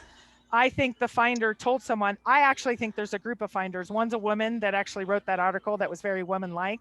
I think there was a group of 3. There's a variety of reasons why, it doesn't matter. Those 3 people all told someone that is really close to them. They all told someone that was really close to them. They may have told us. I think 2 can keep a secret if one of them's dead. If there's, let's just say 2 finders, maybe they're married. Maybe they have a really good friend. I think information got out. I am not assuming. He has a family. The finder does have a family. We know that because he did state that. So that does increase the chances of potentially leaking. I would not assume in any way that the finder gave this information to the source to give to us. I think this was just shared. So that's just my dirty. Okay, I do have a couple more questions from chat before they disappear off the feed. But which part? How long do we wait? Do we wait a year? Do we wait 2 years? Do we wait 3 years? I have a year. That's my mark is a year, and then I'm going to be like, So if you were handed something that was confirmed, that you believe really oh, confirmed no. I in mean, your I'm waiting opinion, a would you year for hold the it the year? finder to tell me something. I don't mean So that. No.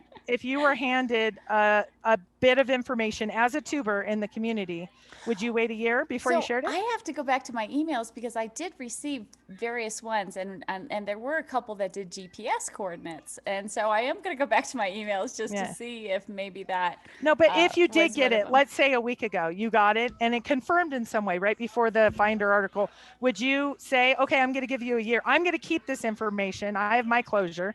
I went to the spot and it confirmed it. I'd have to believe it. No, and but would you share it with it? Would you, if you were us, when Justin, me, and Cynthia got to that spot, would you have kept it private for a year?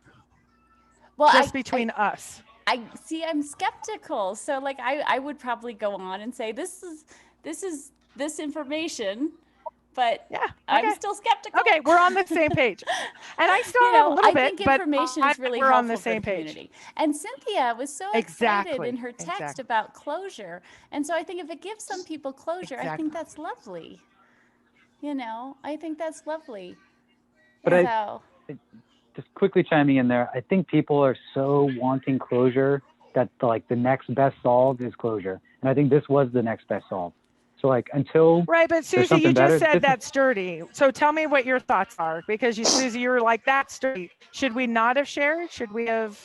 What I think it's dirty is if the finder is not approving of the communication, if this is all real, if the source person you're concerned for the finder is really leaking the information to you guys and not approving of this, and not approving that somebody's leaking the information, that somebody sent pictures to.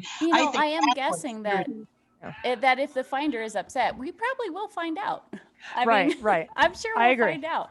Well, and the other piece is maybe this source cares more about the community than the last. I mean, how many months do we get? 4 months, a year, et cetera. Some people are really anxious. Maybe I'm hoping that they just have a heart and they're trying to give us something. But I don't know. Okay, last question, and then I'm going to Hank. It is, it's all contentious in that state. But I do have a couple quick questions. They're about to drop off. Captain Marvel asked, and it's a quick question for Justin, but so basically you can ask him if there were any deciduous trees in that area. Oh. Hey guys.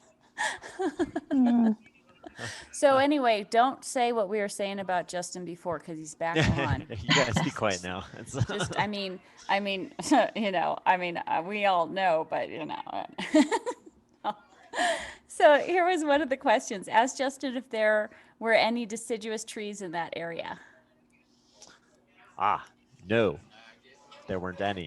And that was a big detractor for me until I noticed on the ground these plants I was talking about earlier that have leaves that are roughly the size of aspens, and the dried leaves look just like aspen leaves. I was like, come on, I really wanted to just prove this right off the bat, because going in I'm thinking there's no deciduous trees here, like this isn't the spot, this is silly. And as soon as I saw those yes, very close to those. That's quaking aspen, huh?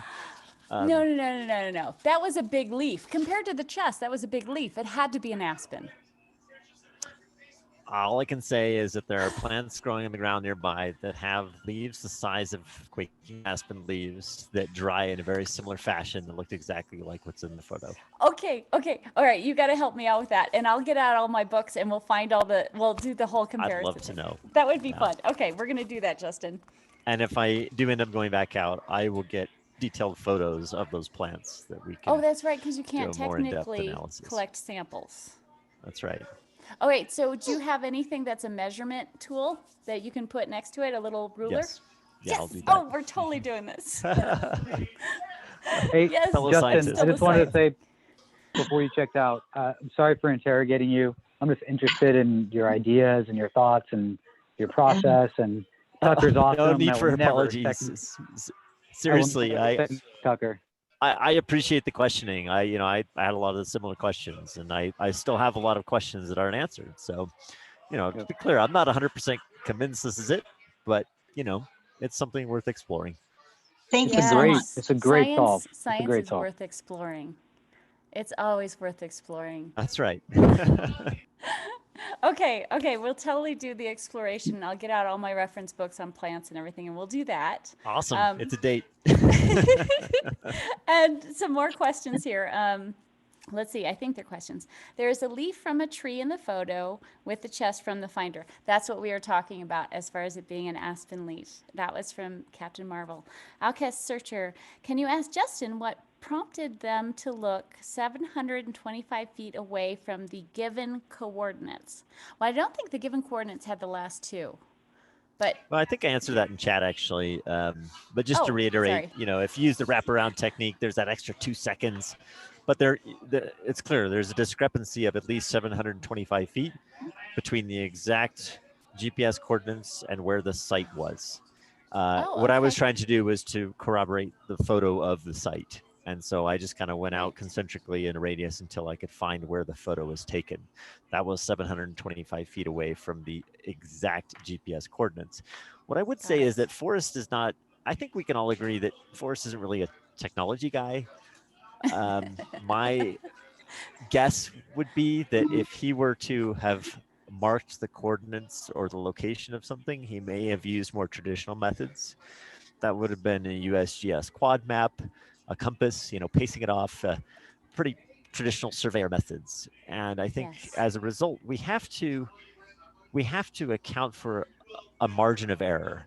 And how much margin of error we give him, that's up for you to decide. Is 725 feet reasonable? I don't know. Okay, and another question from Rooster Cogburn. Can you ask Justin if the location was beautiful? First off, I love the avatar, Rooster Cogburn. Beauty is in the eye of the beholder. I thought the site was accessible yet private. It was serene, and was there water there?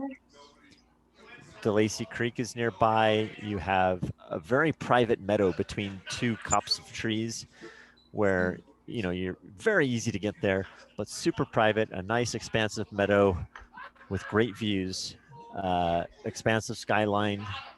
And in the grove of trees, you still can see the sky. It's not like this really dark, kind of dingy area. It's very light and bright. And it's one of the relatively few areas in Yellowstone where you're not just traipsing over down timber all over the place. Like you can actually saunter through the woods, if you will. Yeah. I mean, I thought it was very nice. I was there during the previous burns. Yeah. It's bad. There was a lot of stuff, all the downfallen trees. Interesting. It is nice to have a saunter through the woods as opposed to the heavy exercised up and down all the I've hiked some of the old trails that in Yellowstone that have the down trees, and but boy, I tell you, your thighs look a lot better after that hike. That's fair. Okay, some more I questions. picture you at the edge of DeLacy Creek yelling at the lake, "Shoshone the money! Shoshone the money!" Damn it, I'm gonna have to do that next time. Actually, I'll get video of that. We need a TikTok video like that. Shoshone the money. Okay, so Silver Fox has a question, or I don't know if they're questions. I just see Amy Seeks and I read, so don't put anything too bad in there. I'm like, what was it on oh shoot, what was that show where he says, "Go F yourself, San Diego"? that movie. Oh, Anchorman, absolutely. Anchorman. He just reads this thing, and he's like, "Go F yourself, San Diego." That's waiting for you to do that, Amy. Reading the prompter. Okay, all right. Okay, so Silver Fox says, didn't the finder say he started by figuring out where Forrest wanted to die? Oh, we got a Tony bomb here. Tony. He's been out rock hounding today. He's got an auction share. Oh, Yellowstone. I mean, look at this. There's some Didn't mean to wonderful interrupt, rock hounding. but, Did he find like banded agates? What did he He's got a find? whole bag full of stuff. He found them. I don't know Tony. exactly where, but you should dump them out there, Tony. Yeah, You should. yeah. Did he find like banded agates and what was he? Because I Are know they? there's a. What are they, Tony? Banded agates, jasper. And I'm still gonna ask your question, Silver Fox. I Sure. promise. Yeah. Yeah. Come on, Tony, Oh, dump this it. is so my backpack. He's when afraid I'm he's gonna done make too hiking. much noise. This is so my backpack. I come home and it's like just a 50-pound pack. Oh my goodness, that's his haul from today. He's got a whole rock quarry. Oh, that's cool. Look at that. Uh-oh. Like translucent. He's shining the light through it. I lost Silver Fox's question. Oh, Silver shoot. Fox, ask it again. It popped Oh, that's off. neat, Tony. Oh, that is an agate, isn't it? Yeah. Wait, I think can't so. see very well. Those That's look like neat. agates. Ask him real quick if those are agates. Are those agates, Tony? Are those agates? Yes, he says. Yes. Agates. Oh, there's some beautiful banded agates up there. All we see is them glowing, which is fun, but we can't see any That of is the really bands. cool. Yeah. They said thank you for sharing. Thank you, Tony. I am a miss you, sucker Tony. because it's free and you just put them in your backpack and they're so pretty. They are. Okay. That looks like soap. Shiny. Or wood. Very cool. Petrified wood. Oh, there's a lot of petrified wood up there too. Yeah, like if you go up to Specimen Ridge in Yellowstone, there's Excuse me. some really amazing petrified stumps and stuff up there, and that's a great place to see wolves too. It's a great lookout in Oh, Yellowstone yeah. to see wolves on Specimen Ridge. That's the That's last my time. spot, Amy. Is it really? The Well, last time I Lamar was up Valley there. and Lamar Canyon, but right below Specimen Ridge. That's where I was there with the Kratt brothers doing an interview. I don't know if you guys know Kratt's Creatures, and anyway, they do a show on PBS with kids. And I was It's up there called Wild interviewing Kratts? them. You were there with Wild Kratts? Yeah, Chris and Martin. What? Yeah. Oh my God. That's so awesome. And they are so nice. They are just as nice in person. I'll post a picture of our hike, but we hiked up to Specimen Ridge, and that's where we saw the wolves that had just been recently reintroduced, and it's just beautiful. Anyway, tangent. I have the Wild Kratts Buffalo episode like saved on my DVR for the past 3 years. Jeez.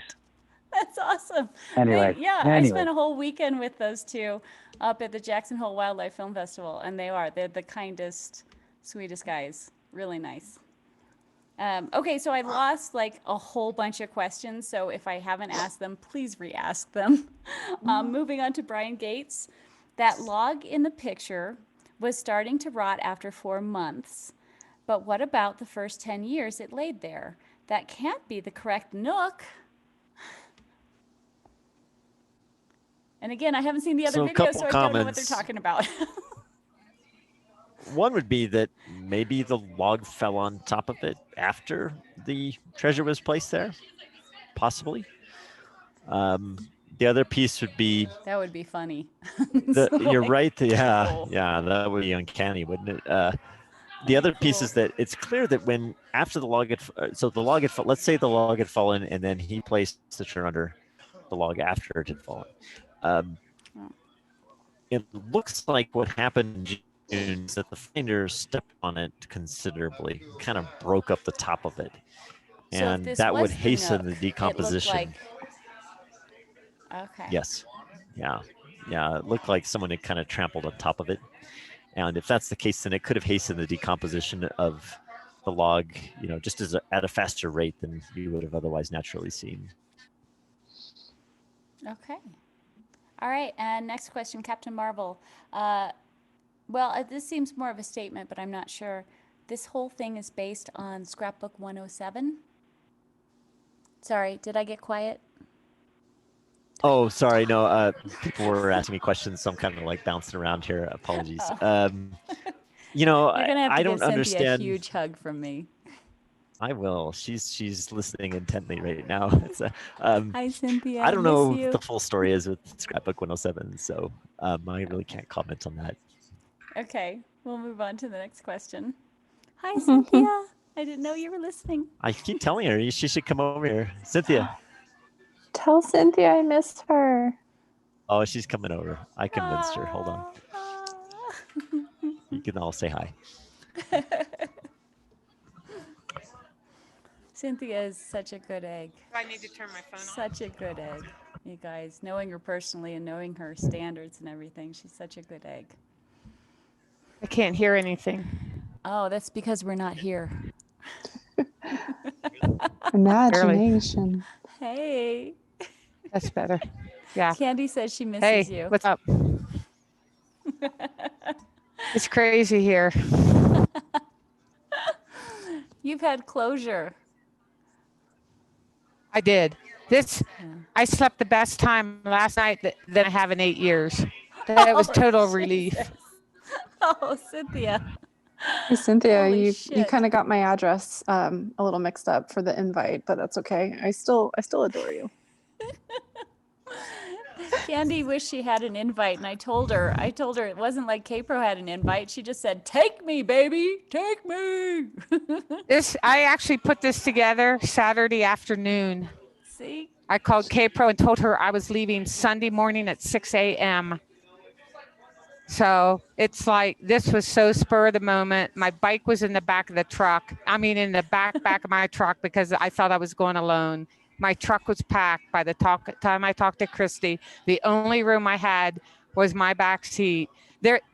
This was not like a planned party. It was not a planned anything. Yeah. It was me. It was me. I told my parents I am going to West Yellowstone tomorrow morning so someone would know where I was at. There you go, Candy. I was so happy when Christy said she would go, because I'm going into grizzly.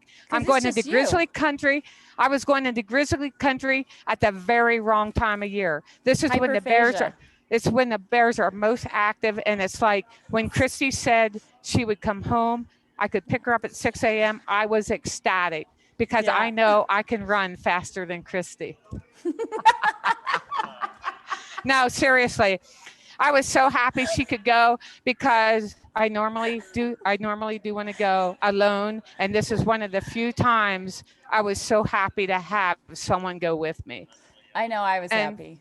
And so, because this is one of the few times I've ever knew I was going to go into West Yellowstone and go into grizzly bear country this time of year alone. So, I know. I don't like it when you do that, Cynthia. Yeah. So I was happy to have someone. And then it was really weird the way it worked out. On the way, we're driving through Utah, and it's like, oh, I wonder if Justin is still in Montana, and would he be willing to meet us? And we actually texted, and he said he was still in Montana, and we asked him if he would be interested in coming over to West Yellowstone and helping out. So it was really spur of the moment. Extra element of gear, and that's what I was trying to tell people as far as the spur of the moment thing. This was not this long-term plan thing, but Cynthia, back to the doodle. The best part about having, or not best part, but one of the reasons I really wanted to get Justin involved is because we were going into an area of Yellowstone I did not know. Yes, I drove down this road. I've never had a solve there. I never hiked the trail we were going to hike. I wanted someone that had experience. And even though we did not tell him at the time where we were going to go, I assumed Justin knew every part of the park, and he would be familiar with the area. And the really good news. Shake his head. The really good news was when we told him where we were going, he about killed himself right then, because he said, "Oh my God, I've been there and I've had solves there," and he has hiked in that area before. So that was pretty much a no-brainer. That was the icing on the cake for me, is that then Justin got involved, and he already knew. He was so familiar with where we were going to go. Okay, so Britt Chaser is in the room. Hi. Hey, Jono. I know you can't see the chat. And he says, and I'm going to try and get to all your questions. I know they're zooming by, but Cynthia, convince us all. That's what Britt Chaser says. Cynthia, convince us all. I can't. I can't. And I understand the skepticism. If this was me in your shoes, I totally understand. I would be feeling the exact same way. And right now, we do not have permission to release the sources. Oh yeah, and we talked about that. Stuff. That's something that you're always in a sticky spot, like when Forrest says something or somebody says something, and you're like, So I I get it. can't. I get it. Well, it was sweet. It was sweet the way you said that. Alan K, if you give the poem to a child, could they crack the GPS coordinates? I don't know. Hundreds of thousands of adults were given the poem, and hundreds of thousands of us never even tried to crack the GPS coordinates.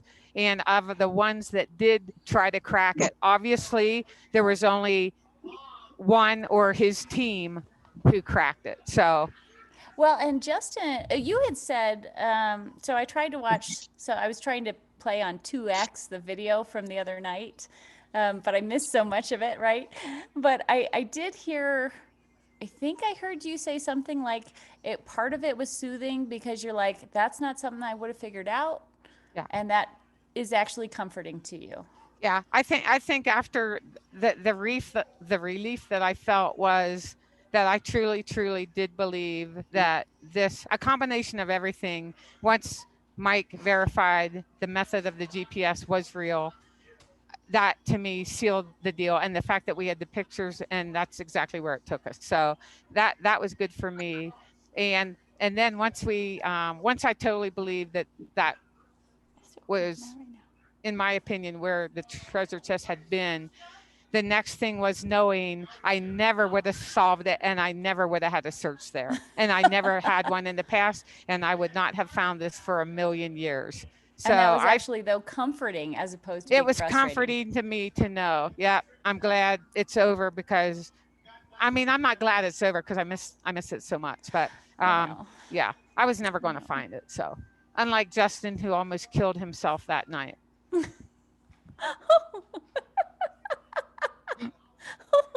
Oh, are we going to hear a story? Are we going to hear a story? Oh, do tell. Yeah. So the other thing that okay, so Justin says no.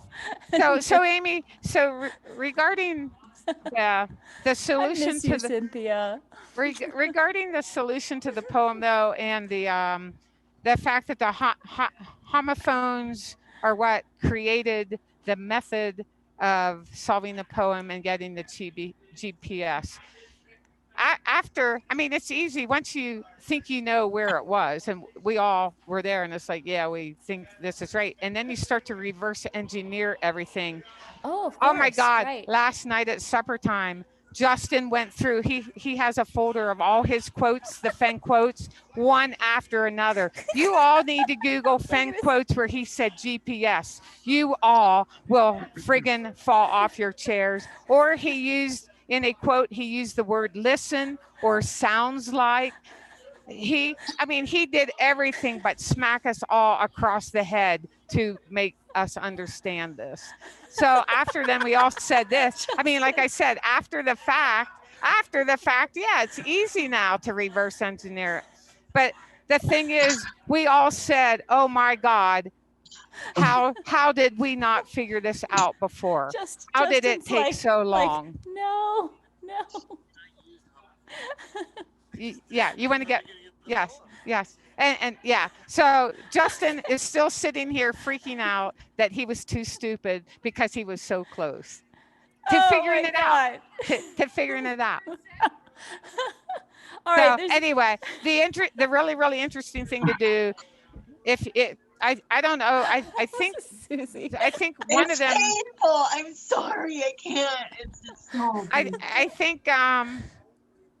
So we actually did discuss a lot of the quotes last night at dinner, and there were just so many that we're all just there smacking ourselves on the head. How did we not get it? And obviously, now that we think it was correct, it makes sense. But I'm going to put Justin back on, unless you have any other questions, Amy. Let's put Justin back on. Let me see if there's any specific Cynthia questions. Were there any purple and yellow flowers in the area, like one peculiarly mentioned at the end of My War for Me and The Thrill of the Chase? I'd like to say it's frigging October 10th, everything is dead. No, there are no flowers because There they you are go. dead. And Jason, oh, Silver Fox. This is the question Silver Fox had that disappeared. I'm trying to catch up, chat. I promise, I'm trying. Silver Fox says, didn't the finder say he started by figuring out where Forrest wanted to die? Does this contradict starting with any GPS coordinates?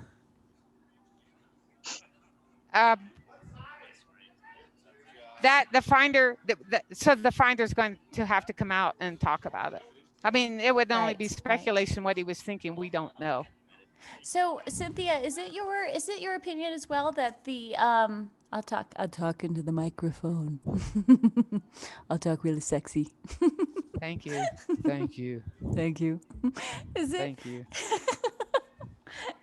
so what's your dang it, you guys. What is your opinion about so this anonymous person who is like, you know, I think there's an article coming out soon, all that kind of stuff. Do you think that person has some sort of insider information as far as who the finder is, or, you know, like how would they have known about this article coming out? Okay, I think we need to call him a different name. He is not anonymous to us. And one of the really funniest things that came out from him was he actually mentioned he tried to tell me this solve at Fenbury 2019 and I walked away. Wait, so I might have met this person? What? So I don't know. Okay. So I think he should be called the source. Let's call him the source. When you say I think anonymous, that's proper. because when you say anonymous, it just sounds like some nut job that we absolutely have that's not credible, and So that's the connotation not true. with anonymous it's not is true. not So good. So we we'll say prefer the source. we prefer to call him the source. Okay, I so like what's that. really confusing is the difference between the source and the finder. Is the source the finder or not? No. Okay, well, yeah. Susie's like, boom, it's over. I mean, God. Okay, so we call him the source. I like that. Okay, all right. That's fascinating. Cynthia, check your phone. I don't know where it is. I don't have the chat. Why? I'm looking at my phone. I'm kind of late to this party. Wait, who's Why- in here? Why should I Oh look shit, at my it's Greg. phone? Why Oh, should I look shit, at my it's Greg. phone? Hi, Greg. Mhm. Hello. Greg. Why am I to look at my phone? I don't know. I bet Chasing India is sending you secret information. I don't have the chat or Yeah, anything. obvious. Has anyone This has is- anyone hey, asked, this- I will has say, anyone asked Cynthia's- Cynthia what Forrest might have meant by show the poem to a child? Was a child going to pick out those words that sounded like numbers for GPS coordinates? Has anyone asked that question? I Yeah, they just did. said that, Greg, like a couple minutes ago in the chat, but I've been saying that. Oh, in chat. Trying, But- sorry. But what And add Cynthia 'em just up. said, what Cynthia just said is breaking news, and I'm not trying to get But I anyone just in said it's trouble. breaking news. I'm going to give this Well, I don't- back to Justin.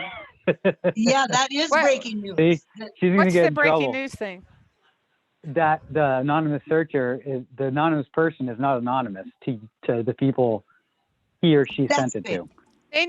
They never implied that he was. I don't know who started using that word, but it wasn't K-Pro. us. I don't think. K-Pro, Oh, K-Pro okay. said Well, he or she okay. is anonymous. I'll have to Okay. rewatch the video. I have I'm no sorry. idea. I But wasn't. I'm not. I wasn't no, hearing me, enough of it. I'm sorry. All I'll I shut my know mouth. is that when the three of us talked, we always called him the source. I I'll like shut my that. mouth. I don't want to get people in trouble. So shut my mouth. Greg, speak. Sorry. It's all I good, wasn't Alan. listening to what everybody else said earlier. No, I like that. So we'll call this person the source for now. Yeah. Is I he just a don't- villain? So I think part of the problem, and if I was in your shoes, the fact that I don't know. I just hate the word anonymous or the name anonymous because Well, if it anonymous has to a me negative- means just a nut job. Yeah, it's a negative connotation. Connotation, And right? be But the other Anybody. thing about anonymous, is that doesn't confirm anything. some anonymous source send you some anonymous thing. Like, we want names. Sorry, we don't want.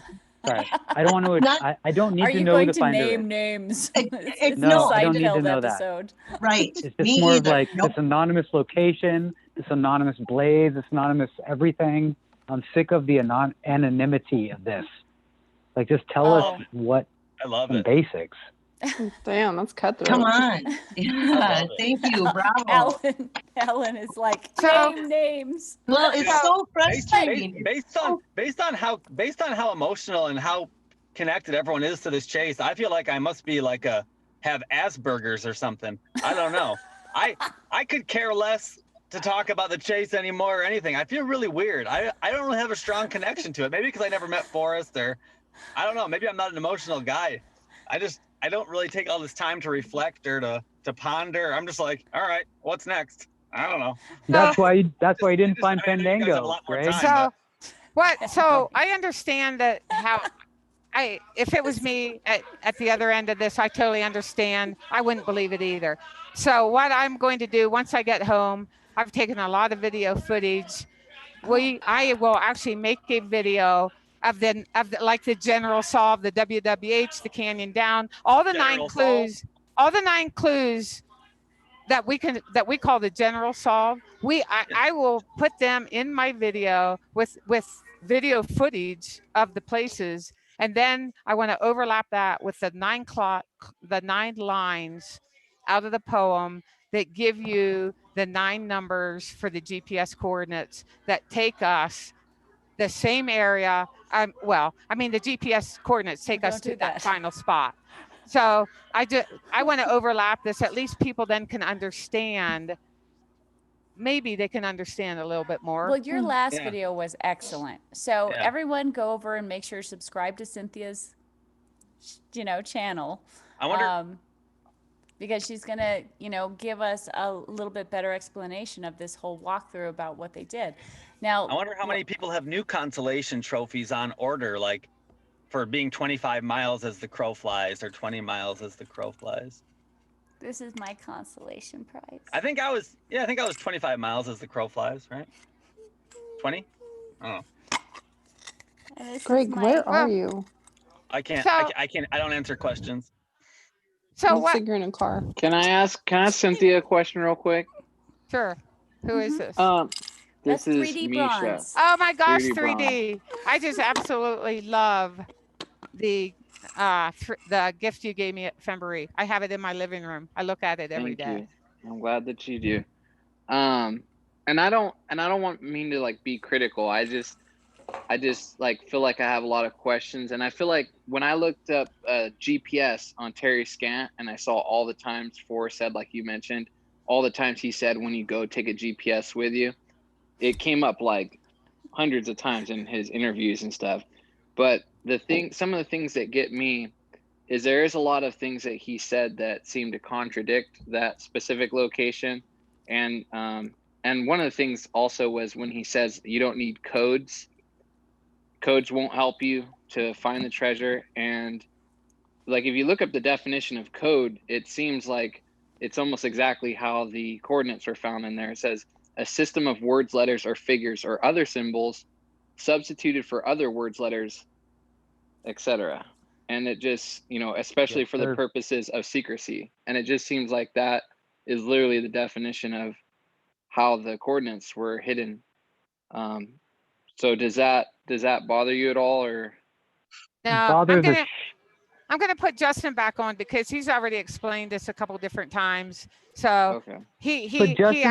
Justin's a knowledge guy. Yeah. But so can I ask Justin this because Justin actually has the answer. Okay. Okay, but can I ask you one more thing real quick? Okay. So Forrest said if he was standing where the treasure was at, he would see mountains. He would see, I think he said sage. He would see animals. From that spot where the nook was that you guys found, could you see mountains? Could you see sagebrush? That's an interesting point. Definitely not wildlife. I can't remember if there was sagebrush in the meadows there or not. Do birds count as wildlife? Right? No. But could you see Birds aren't mountains? animals? Though? Birds aren't animals? No.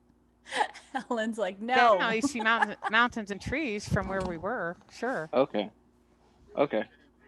So let me give you. So Justin definitely can explain the code. So let Hey, him. Okay. Cynthia. Thank you, Hey, Cynthia. I appreciate it.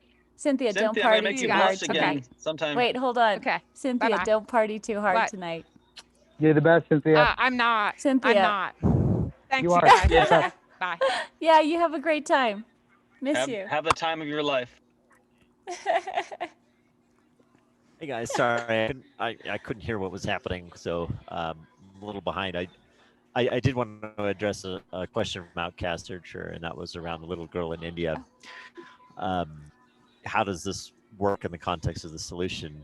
And I actually find it to be amusing. It's probably just me, but the question posed for us was whether or not the little girl in India could get beyond the first two clues by looking at a map.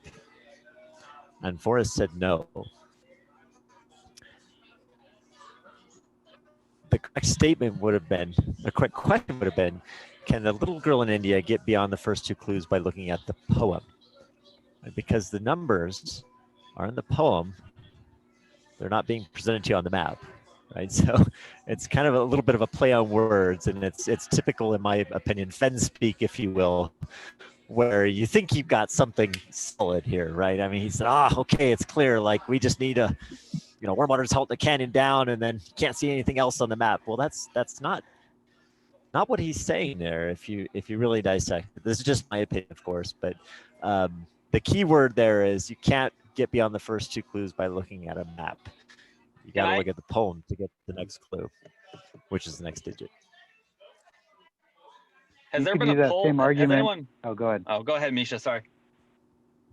That was That Alan. was Misha. That was. Yep. I was just gonna say you could use that same little girl from India quote, and if she took that same GPS coordinate location, she doesn't need anything.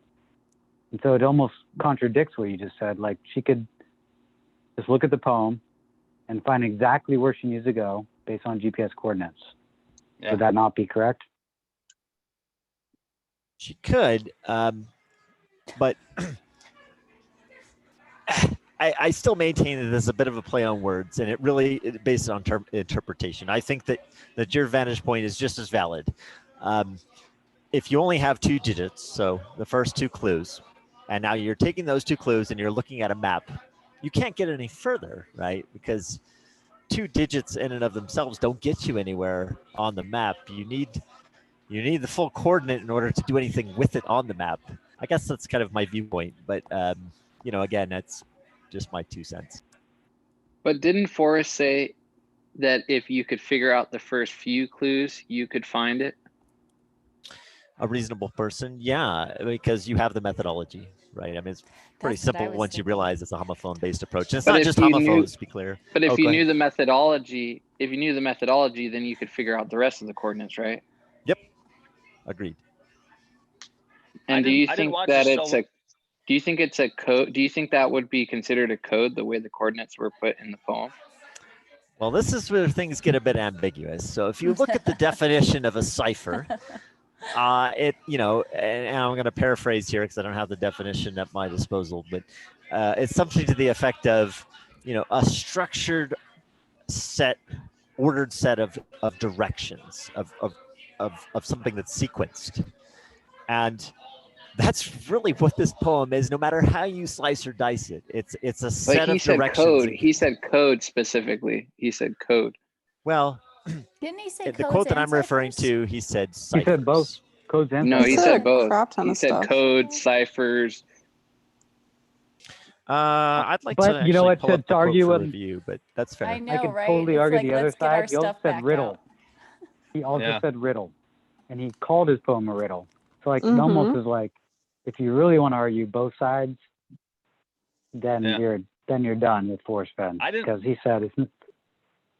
But don't you think that like riddle is more ambiguous than code? Yes, Yeah. of course I do. I'm just saying. It encompasses so much more. I didn't actually watch the gonna show try and last pull up night. the Was quote. there By what the was way, the Justin, you what was can the share true your Homer Brown screen. over there? Oh, they're saying it was this one spot where these specific types of birds live, off of DeLacy, and they're colored brown. That talks about it's the home of this specific bird, and their color is brown. So I brown is a think there was color? more than that, right? Well, that's what he Justin? says in one of his books with Eric Sloan. Justin. No, I'm asking Justin, like, what was the home of brown? Well, the short answer is I don't know. If you want to use a literal interpretation, you have a few candidates to choose from.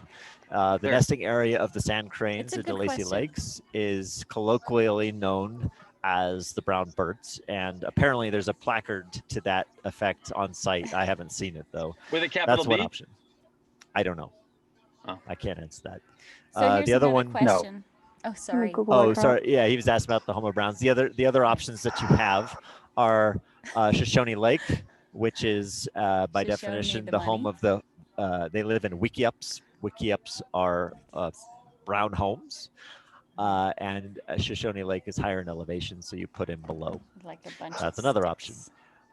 Yeah. It's just interesting because he said if someone had the home of brown, they could go right to it, but it's so vague, the home of brown. It seems like we're at a, it seems kind of, how do you discern what the exact home of brown was and then go right to it practically if you can't decide what the home of brown was? And So that's here's a why fun you have this one. supplementary GPS coordinates, right? Like you have guess. kind of potentially a two-way street here. You've got exact coordinates, and you I have guess a we're literal gonna- interpretation. We're gonna have to have a college university run a poll to see if this solve is, or if how this poem was cracked was underwhelming or not. I'm kind of I have- underwhelmed by this. And actually, how about at a generic state, is it specialized knowledge? Because I can't do what you guys just did. Colloquial. Like with Mike and you guys make it so easy to do. Like cracking this poem into a GPS coordinates. That is Here's- specialized knowledge. Well, no, a couple me. comments there. I just have to clarify. First off, he said a comprehensive knowledge of geography would help. Latitude and longitude is the basis of geography. So I would maintain that latitude and longitude knowledge is fair game. And, Totally. And secondly, in terms of the clues being very obscure, he did say that some clues may be colloquial in nature. That is tribal local knowledge. So we have to accept that as well. And here's a I quick really just want question to poll the about chat room and see if this solution underwhelms people. But didn't Oh, he that's say the he didn't last say So- he didn't say a comprehensive knowledge of geography would help. He said it might help. That's So correct. wouldn't it just be definite that it would definitely help, not like possibly? Well, it was up to him to clarify, and And I'm didn't. sorry we're all grilling you, Justin, and you're No, you are I- very He is composed getting and grilled. very well spoken. I I appreciate just it. feel I like- don't do. mean to be coming off that way. I really Totally I fine. feel like Seriously, we're no all need for asking the apology. questions. This is a conversation. That's, Right, know. we're just I trying mean, to You we're are trying all to being disprove very it for respectful, ourselves. Yeah, I think and I think don't mean to so come many off people aggressive. expected a magical solution, and we're all, and Forrest said, it's simplify and don't overcook, and so Well, but we all here's thought a it was gonna be a good little bit more question. majestic than words that sounded like Majestic. numbers. That's so This is the nature of my profession. I'm used to this sort of questioning. I'm totally fine with This it. And is the true. truth is, and I maintain that no matter what the solution is, there's going to be a percentage of searchers that are going to consider it wrong, underwhelming, or just flat out baloney. Well, if it's here's the a really right good- one. Sorry. I mean, Here's a really good question. Okay, so has anyone addressed Fenn's claim that the blaze could not be easily removed? How does I that love that. apply to? Oh, they're excellent. So how does that apply to the stuff that you guys are looking for? I maintain that the blaze is the coordinates. And I Oh. say that for several different reasons. Well, first off, could you remove the blaze? Yes, but it's not feasible. Sure, you could try and remove every copy of the poem in the world, but that would be a pretty challenging feat, and it's probably not feasible to do. Secondly, someone asked him if the blaze could be predetermined. And if you recall his response, he hesitated, he thought about it, he mulled it over, and decided to punt on the question. I love that. Hunt. That to me almost implies that potentially the blaze could be predetermined. And what's also funny is that he says, someone asked him, well, which direction, if I'm facing the blaze, which direction would it be? Is it north, south, east, or west? And he says, well, I didn't take a radial off the blaze, but my gut says none of those. Yeah. And so what most people thought is, oh, well, geez, no cardinal directions. It's either up or down. And if I need to look quickly down after I found it, well, the blaze must be up, right? And so I not to actually mention thought the poem's past tense. If you've been wise, good. If you've been wise, Yes. you've already found it before you go to retrieve. Yeah, exactly. Yeah. See, I'm still skeptical of the GPS. I still think it had more to do with something else, but Yeah, that's well- because I'm stuck on the work I was doing, right? I'm That's like, fair. you know, I appreciate the skepticism. So, I'm yeah. going to Well- I'm going to withdraw back into my shy guy from the east and disappear for a while. Hey, Greg, I'm thank going you for to- popping by.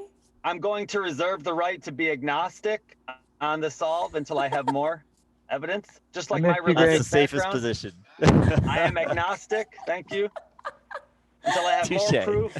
Hey, Greg, we want to see more. Go live soon. Oh, that's on my OnlyFans page. Sorry. Oh. You want to see Greg. more? Sorry, you can't. See more. I didn't get the opportunity to thank you, but you know, Hey, at Greg, the I gotta Fenn finale, thank you resubscribe for to your like you. whole search. I appreciated that. Yeah. Aww. All right, everybody. Aw. Take Later, care. Greg. Thanks for popping in, Cheers, Greg. GTC. Nice You seeing should you. subscribe to his channel. Because No, if don't you do that. subscribe to his channel, he has Don't- to send me a book Already of my done. choice. Do that. I really appreciate those who unsubscribe. Subscribe to his channel so I can win the prize. I know. What prize is it? I'll tell you when you're older. Rude. It's a book of our choice. A book of our choice for a treasure hunt. That's right. Okay, so there was, this is from Britt Chaser for Justin. Forrest said, again and again, I tell you how to solve this. Read my poem, read the book, then slowly looking for hints. Does that apply to, wait, does that still apply for him in hindsight with this? I don't see why not. I guess I don't have a way to disprove that or contradict it. How's that? Okay, there was a really nomadic madman said, Amy Seeks, you may want to rename this video Let's Grill Justin Posey.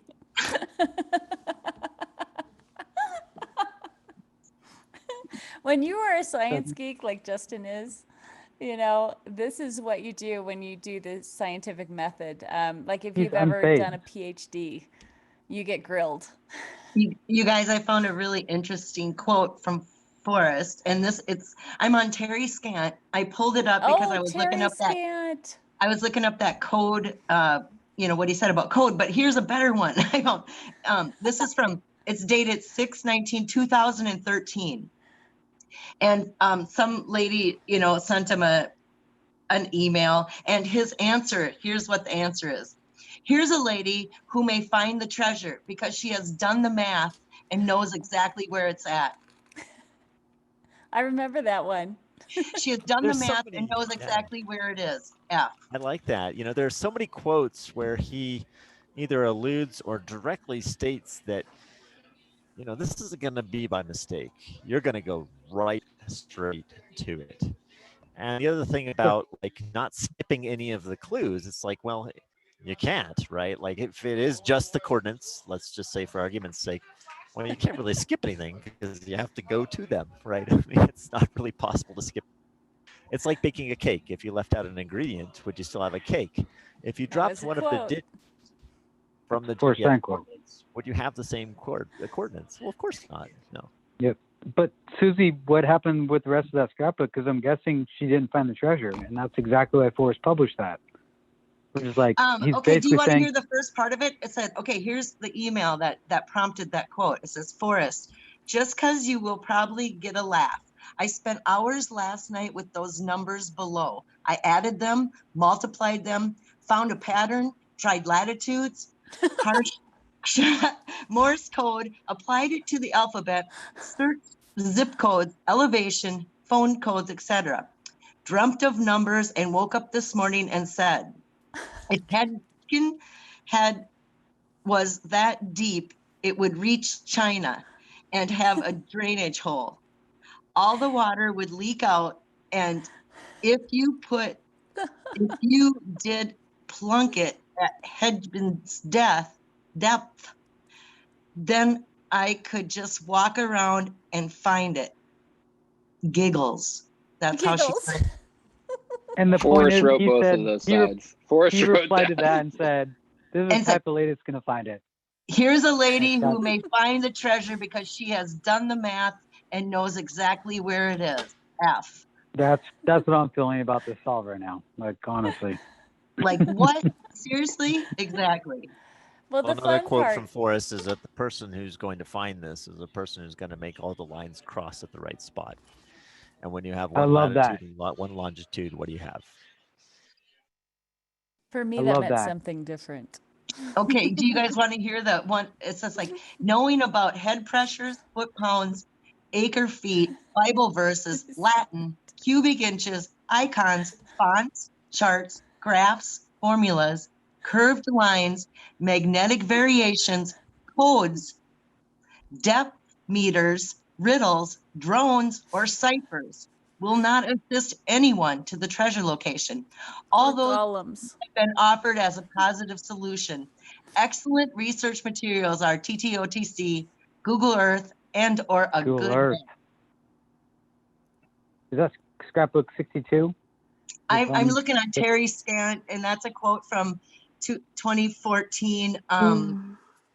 I can click it and see where it takes me if it's to the scrap. Yeah, scrapbook Yeah. 60 something.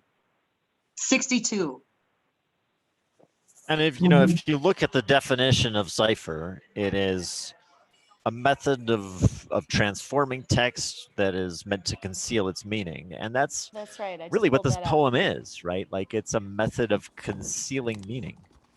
And so I have to question whether or not Forrest really thought through that when he said cipher. What I really think, but I think pragmatically speaking, is that it was just more advanced ciphers. But that's couldn't that kind of be him referring to like previous ciphers though, and previous codes?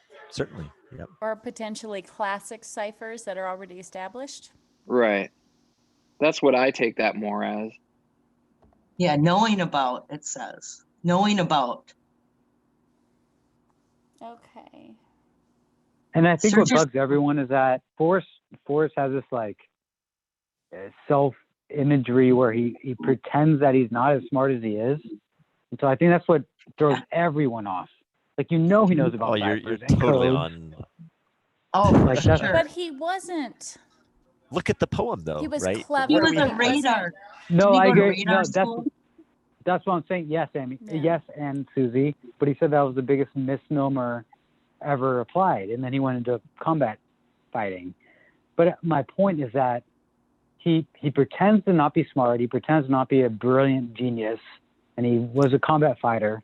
But he is a genius, and he is smart, and he is good at communications. So that's where it's like we all get stuck. And now the proof is in the pudding there, right? What do we have? We have a poem that appears very approachable, right? Anyone who reads this says, and I got an idea where this could be. I mean, this is pretty simple stuff. I know canyons. I know what warm water is. And like, he how hard could presented this it be? as simple. And he 12 kids in a yes, pickup. yes. He And presented it that's- as more simple. Yeah. That's the genius here, is that it's so approachable, and it's the allure. It draws you in, right? And it's not. We all have to admit that it wasn't simple because we didn't find it, right? I mean, 10 years for these simple words. Anyone be can something watch more my to it, in video my and see opinion. where I thought it was going. So yeah, Salt snake. but I thought Well, what the about- end would be simple.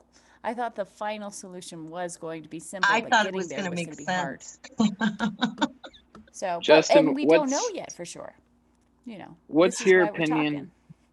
What's your opinion on the guy telling Cynthia that he had that solve and explaining it to Cynthia in 2019 at fenn, a year before it was found? He had the coordinates. He was so sure of it. Like, why didn't he go get it then? I mean, I guess that would be my question too. Well, he said he found it in 2018. No, he found the the fake spot. blaze. He found the fake blaze area. And he But called him yeah, up. No, the guy that Cynthia said their source, Oh, not right. the actual That's finder. That's a The different source. man. That's right. Yeah, he's dead on. He has GPS coordinates. I mean, like like I maybe he don't- didn't have the confidence to go check it out. yeah. Do you think you like sum that up to confidence? Because he was confident enough to tell Capro and them that I know exactly where it's at, and you know, So why this didn't is he find my it? proof. And then he has pictures of where it was. So he had enough confidence to go there after it was found and take pictures of where he thought it used to be, but he didn't have enough confidence to go there before it was found. That's Well, the thing I'm a couple little bit points of confused about. clarification there. One would be, it is my understanding that he did not go there and take those photos.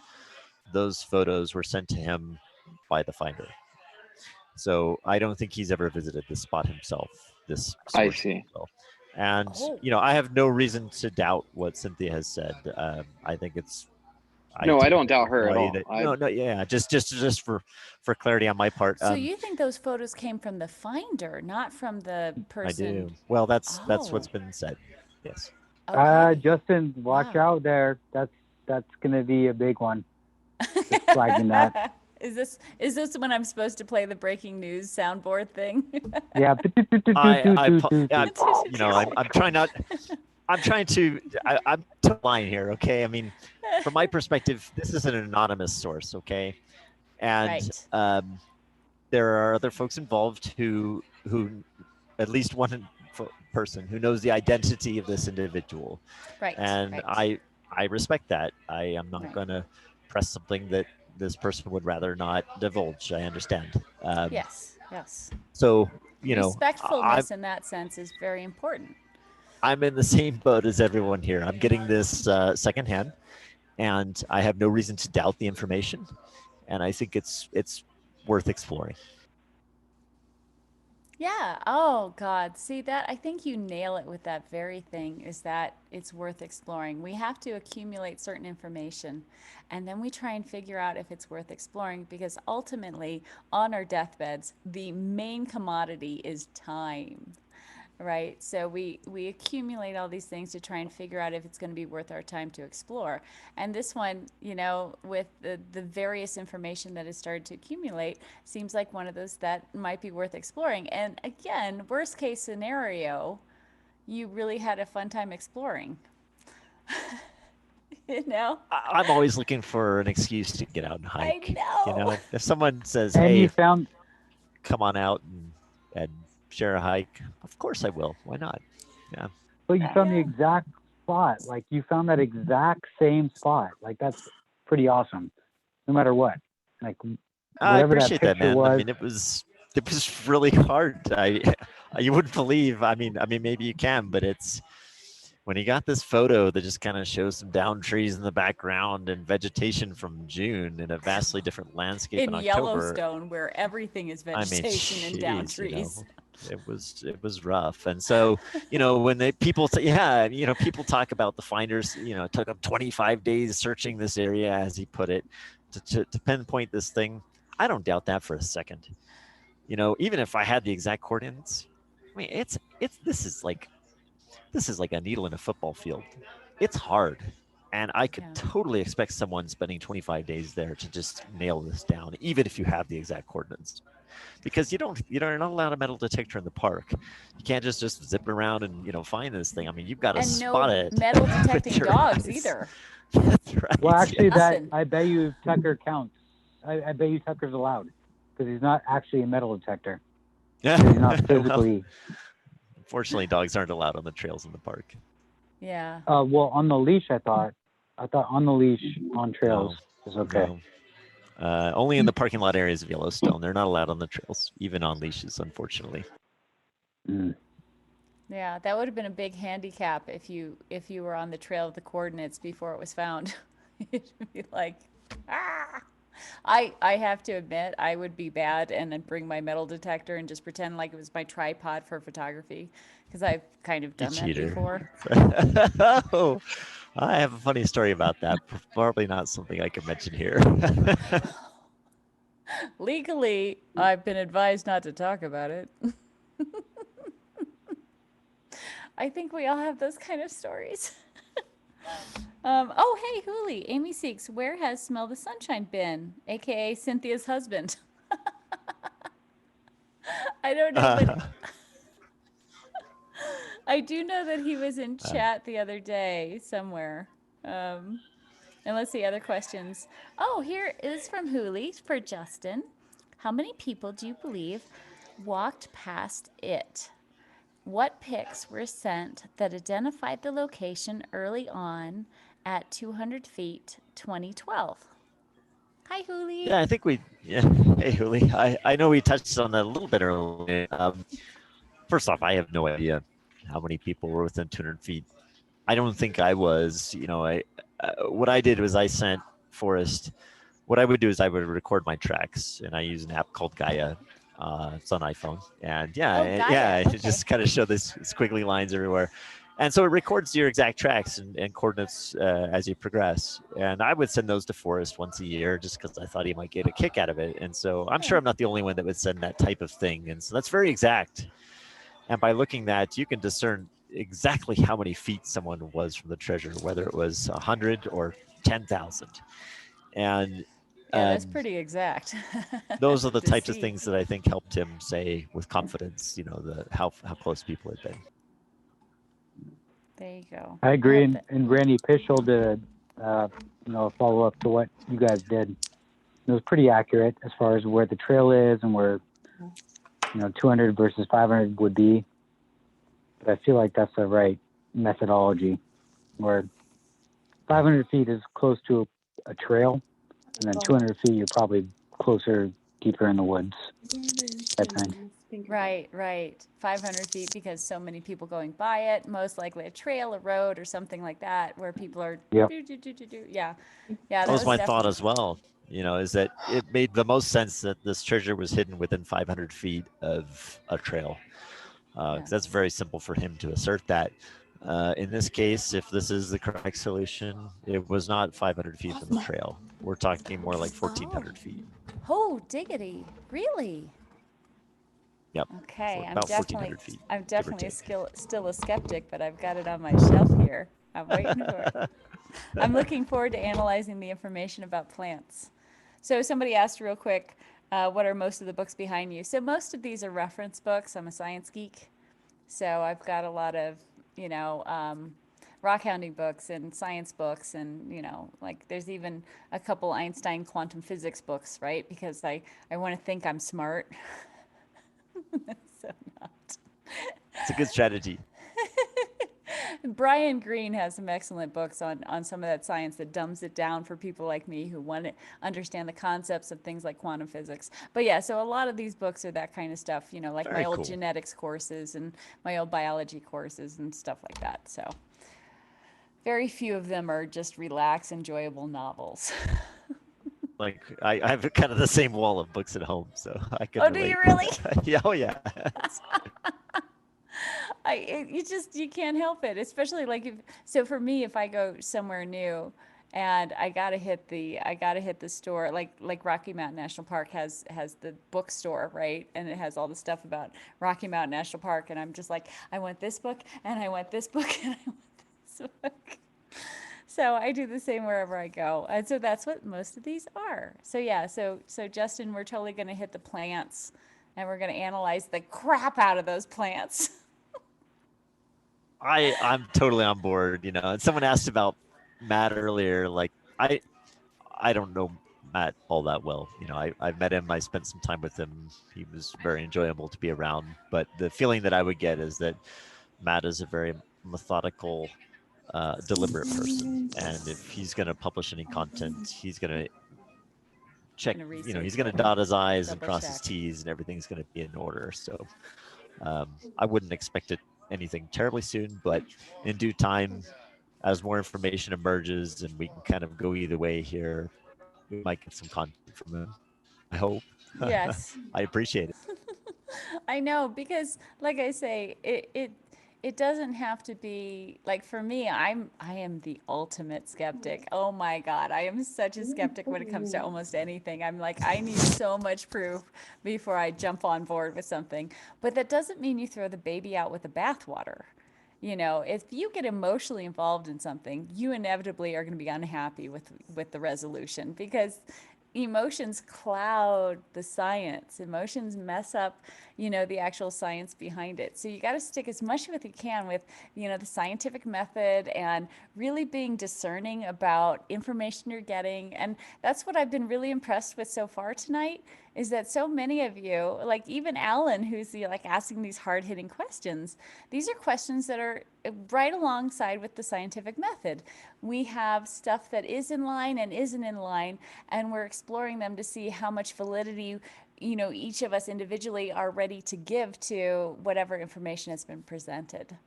So, and that's what I love having Justin on, because he's so cool with that. He's like, yeah, I'm cool with that. Well, I think you summed it up nicely, except for the cool Justin part.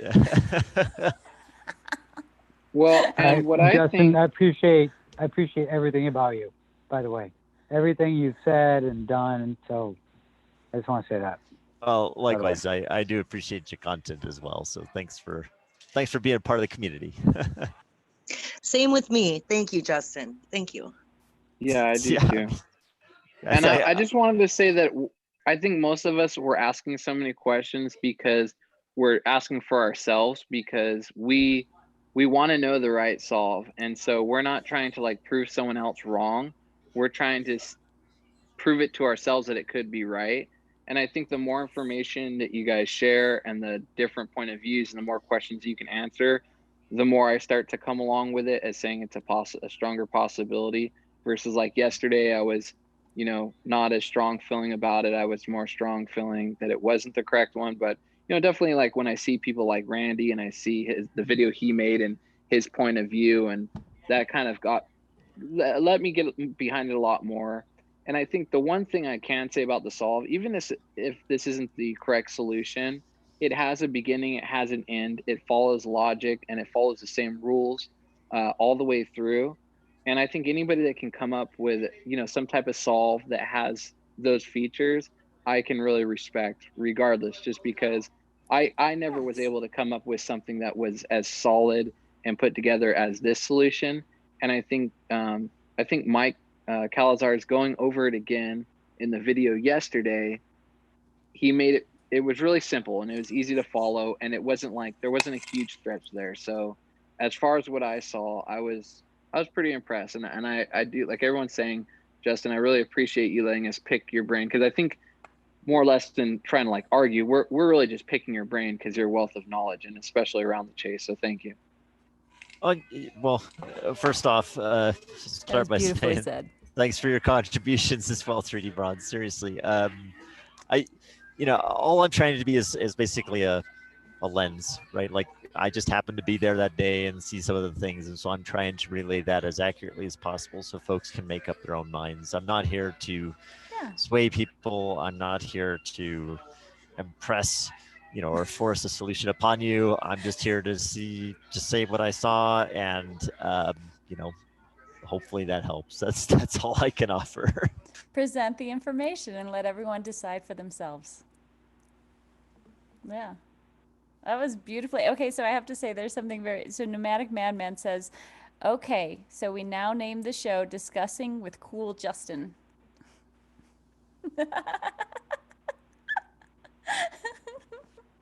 I think he's blushing. If you guys only really knew me, I'd say. I apologize. I'm actually kind of falling behind on the chats here. I know lots of people are asking questions, so sorry for the delay here. Maybe Amy can help summarize. Okay, you guys got to put Amy 6 if you want me to see it, because yeah, I have a hard time going through it all too. If you got to put Amy 6 in front of it. But I do want to have to say I've been impressed with my moderators. I've been impressed with everyone in the chat. You guys are being delightfully, intellectually hard-hitting and asking wonderful questions. So, oh, Tony, hi. The jewelry man, he makes all the ladies happy. He needs to carry a stick around to beat the ladies off, because he's always got a line with his jewelry. Yeah. After seeing that pile that he brought, that was at the meetup in Yellowstone, I was like, I mean, there were, I don't know how many necklaces there were. Every lady got a necklace. That was very They were phenomenal. Yeah.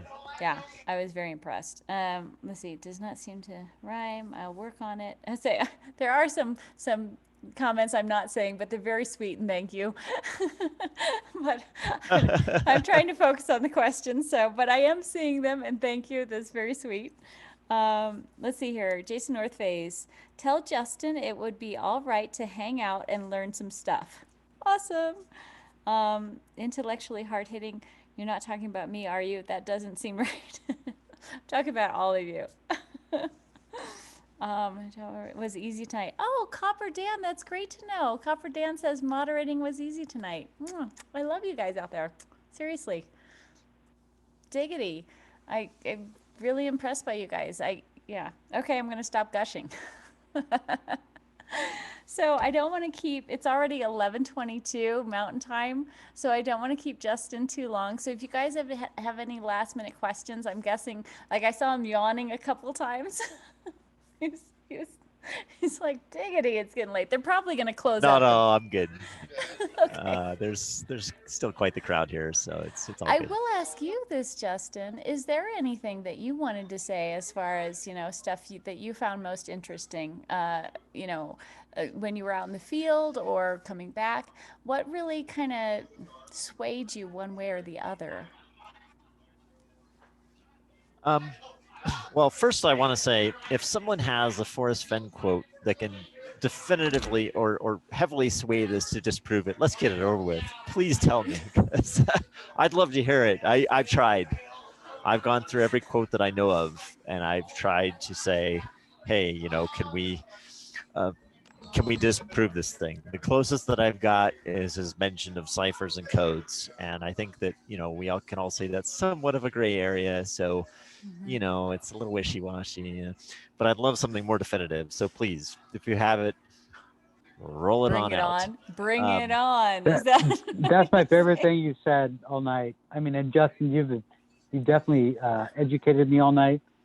That right there is my favorite thing, because that's what I'm trying to do, and I just can't do it because, like you said, I think like everyone, we're just trying to disprove our own theories, and that's what scientists do.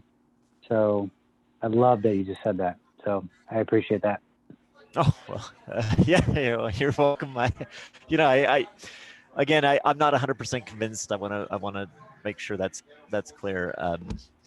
But the compelling case that I have right now, or if you need call it a case, is that there are people that I have trust in, and that have yet to lead me astray. And I've been told that there is a source who has this connection to the finder, and based on the sequence of events whereby the source was able to, before the article came out, predict that it was coming out, and even more precisely predict the day that the Medium article came out, that was compelling to me. And so that was kind of a basis, a foundation for me to say, okay, this source has some merit. It's worth exploring any additional comments this source has. And the source offered GPS coordinates, and also talked a little bit about how those were derived from the poem. Those are the very basics. Like those few things, I think, are worth exploring. And it That's was really all I fun to got. explore. Yeah, it was. Always is. We don't do this because we hate it. We don't do it. It's like this is exploration at its best, trying to figure something out, whether it ends up being true or not. To seek, to strive, to find, that's why we're in these kinds of things. So. Yeah. The only other comment I wanted to make is I'm sure I missed lots of questions. I'm trying to kind of multitask here. So, if folks want to email me the questions, again, I'll give you my honest opinion here, and I'll try and keep it as fact-based as possible. My email address is emailchaos, @gmail.com. You're more than welcome to shoot me your best line of questioning, and I'll see what I can do. That was a bad move, Jason or Justin. Jason, that was a bad move, Justin. I've got pretty refined routing rules for my inbox, so I should be okay. But yeah, no, please send your questions. You got to teach me how to do that. You got to teach me how to do that. Sure. Actually, though, no, I've had all positive stuff. I have heard recently that some of the negative stuff have finally happened, and I'm like, it took long enough, Jesus.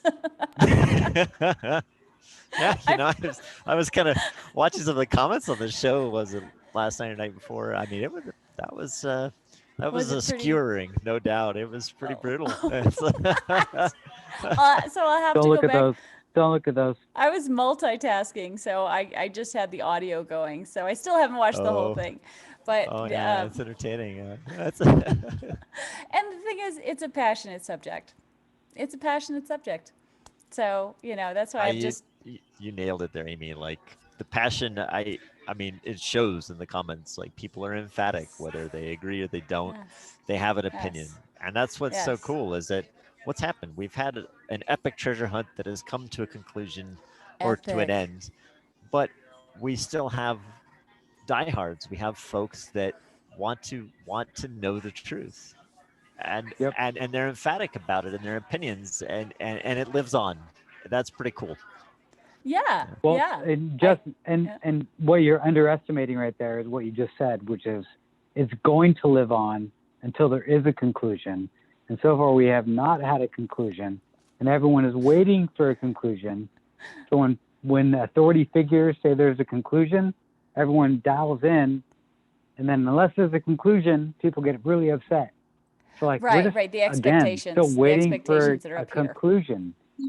Right. It's like it's just crazy, and that's why I keep saying is like, is there ever going to be a conclusion or not, or is it 6 months from now, 1 year, 2 years from now? I mean, this could You never be know. compared to something as far as like a book where you're waiting for that. I'm going to say a book where you're waiting for that ultimate, aha moment thing.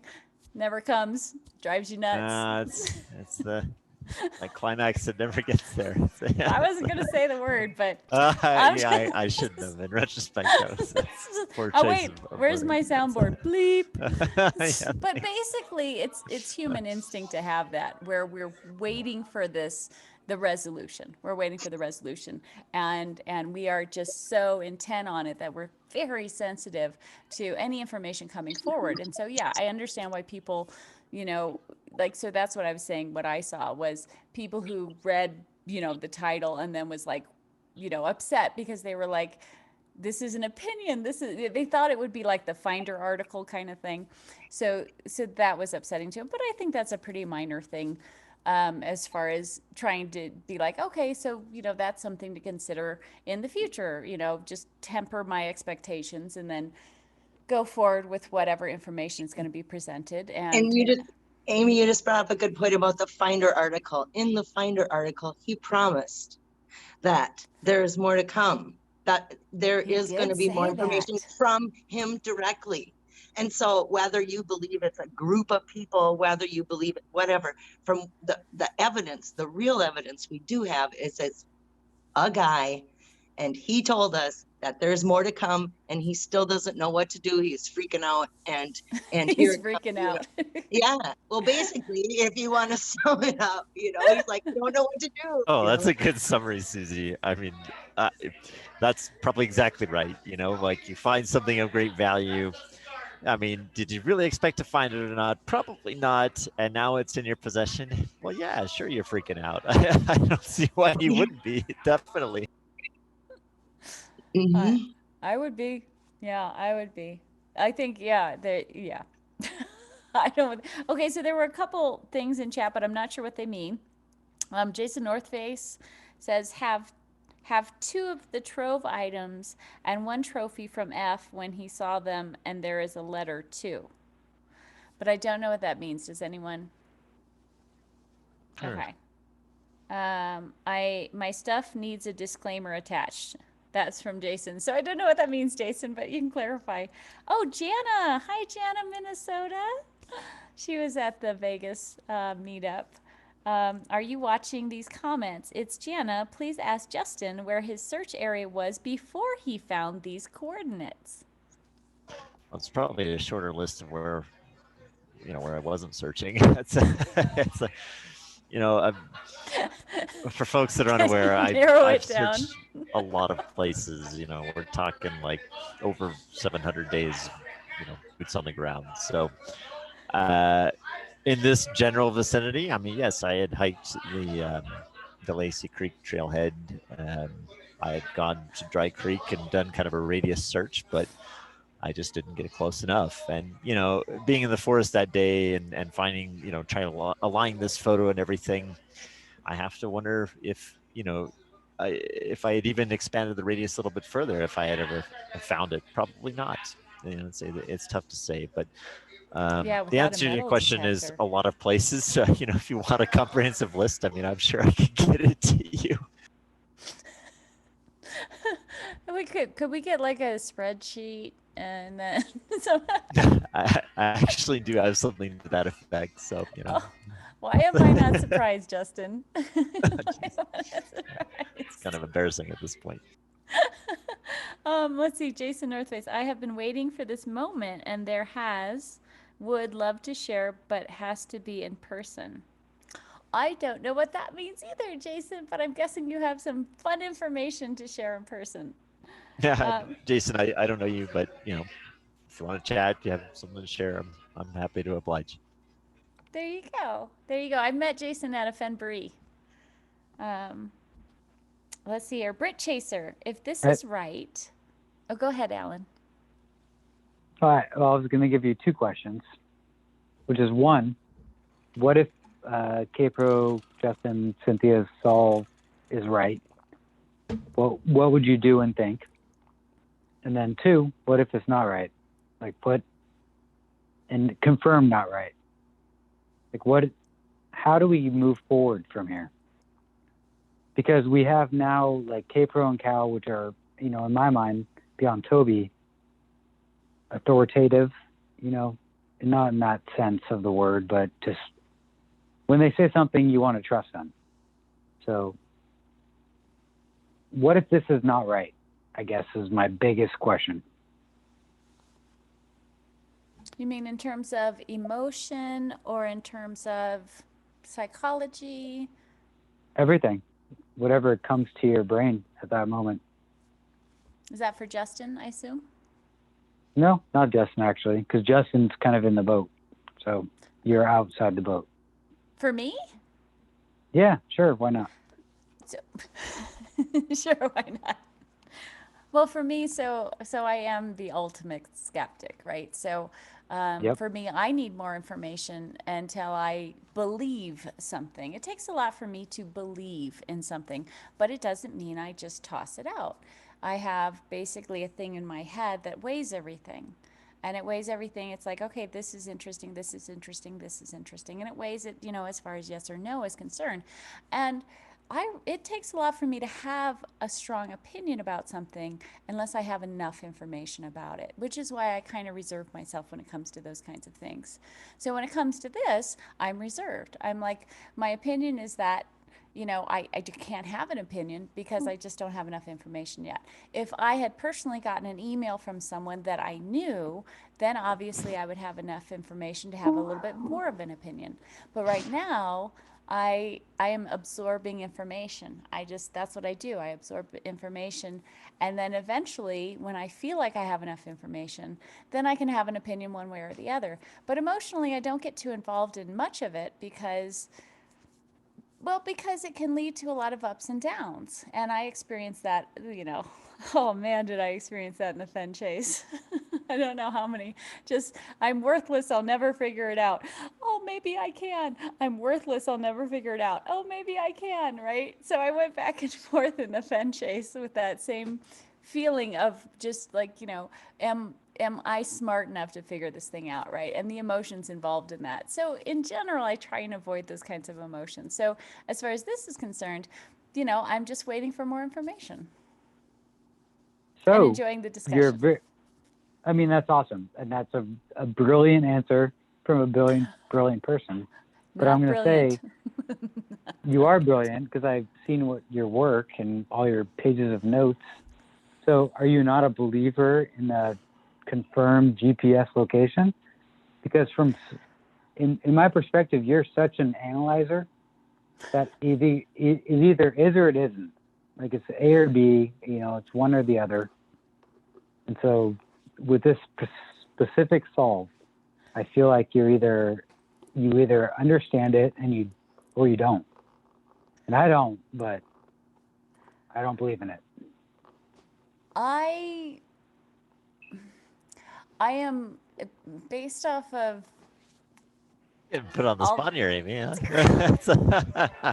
I hate having opinions because when I have opinions, I hurt people's feelings, and I hate that. That's fine. No. That's fine. That's fine. Opinions are Everyone opinions. can have their own opinion. Yeah. I know, but gosh, I really, anyway. Okay, so basically, I'm a skeptic, let's put it that way, of the GPS coordinates. And I'm waiting information that helps to either confirm or not confirm the potential of that being the solution. Agreed. That was a super soft answer, though. You might be in politics, Amy. I don't like hurting people's feelings, and I know that when emotions are involved, being critical about something can hurt their feelings. So I try and be as analytical as possible, so that there's no emotion involved in it. It's like, this is my opinion. I'm kind of like Sheldon Cooper. Like sometimes I'm too analytical and I don't get that I've hurt someone's feelings because I'm just talking just plain analytical, and then I realize I've hurt someone's feelings, and so I've learned to be very careful with when I'm too analytical, because people are much more emotional creatures than I realize. So I've learned to be better at that. So it's well, okay, maybe I need to learn to be better at that. But thank you for that answer. No, you be you. No. You need people who are less.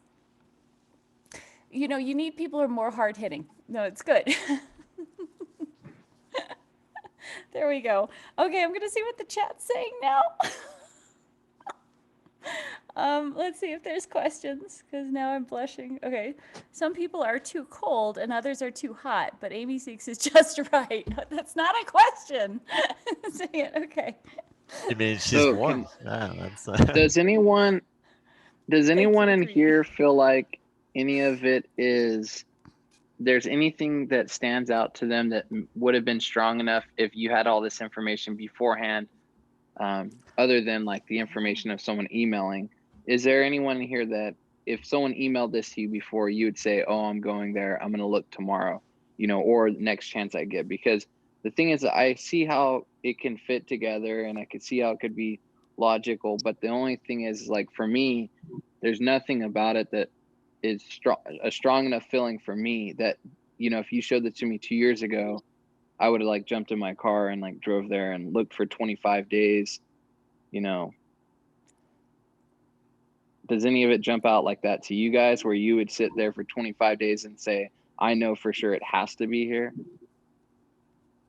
Probably not a fair question for me, just because there were a lot of areas where I spent an exorbitant amount of time on, just areas that I felt were worth exploring. So for me, yeah, I probably would have. I can't say 25 on the money, but something of that magnitude. But that see, the thing about it is this is I think, in my opinion, a function of circumstance. In my case, I have a job that affords me flexibility. I can afford to just kind of stay on site for extended periods of time, and it's just kind of a lifestyle situation. For other folks, it's harder, especially with familial obligations and so forth. So the barrier to entry is different for different people, and for me, the barrier to entry for a search location is pretty low. So that makes it easier, and I would have spent some time. Yeah.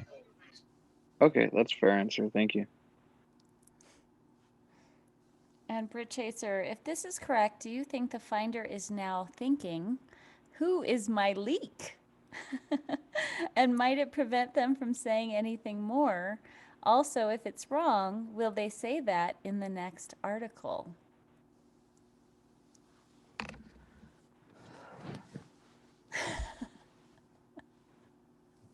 That's so screwed. I mean, this is Alan, by the way, talking. There's no way there's a leak. Like, based on the Medium article, the way it was written, there's no one else involved. Like, no one. He didn't say I was crying with my partner in the woods or anything like that. Like, it was a one person solve. There's just no way.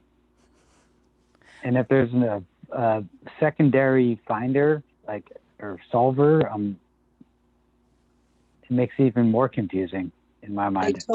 I totally Right. agree, Alan. There's something happening. I Yeah, don't know. what are Sorry. those? Can you I'm see being what's- abruptly summoned. At this point, I think I'm going to have to depart, guys. what is she showing you? Oh, she's showing me some sort of beaver teeth from Mr. Tony.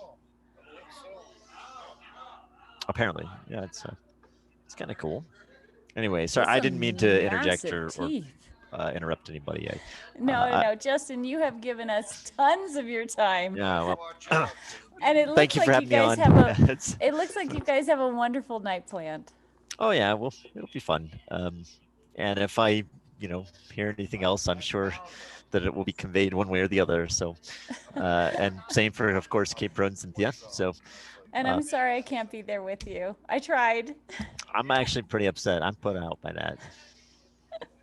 I'm sorry. No excuses. I'm sorry. I'm sorry. Next time, I promise I'll be It's there. not too late. Oh, here's Tony, by the way. Someone was asking if Tony was still around. So, How long? He says, It's not too late. "Hello?" How long are you guys going to be there for? that's a great question. Tony says, "How's it going?" Hey, Tony. We got to hear that. Everybody says hello. You guys All right, have fun closing that place down, okay? Sure. Yeah. Sorry for the interruption. You guys enjoy. No. I'll talk to you soon. You're It was a awesome. blast. You're awesome, You have a Justin. great night. You're Justin. Likewise, awesome. guys. See ya. Bye bye. Oh my Lord. That was crazy. I am so impressed by everyone. So I'm guessing wow, there's still 87 of you. But, we've lost the person who's giving us, all the information about what's happening. I have nothing. I just have text from Cynthia where she's very excited.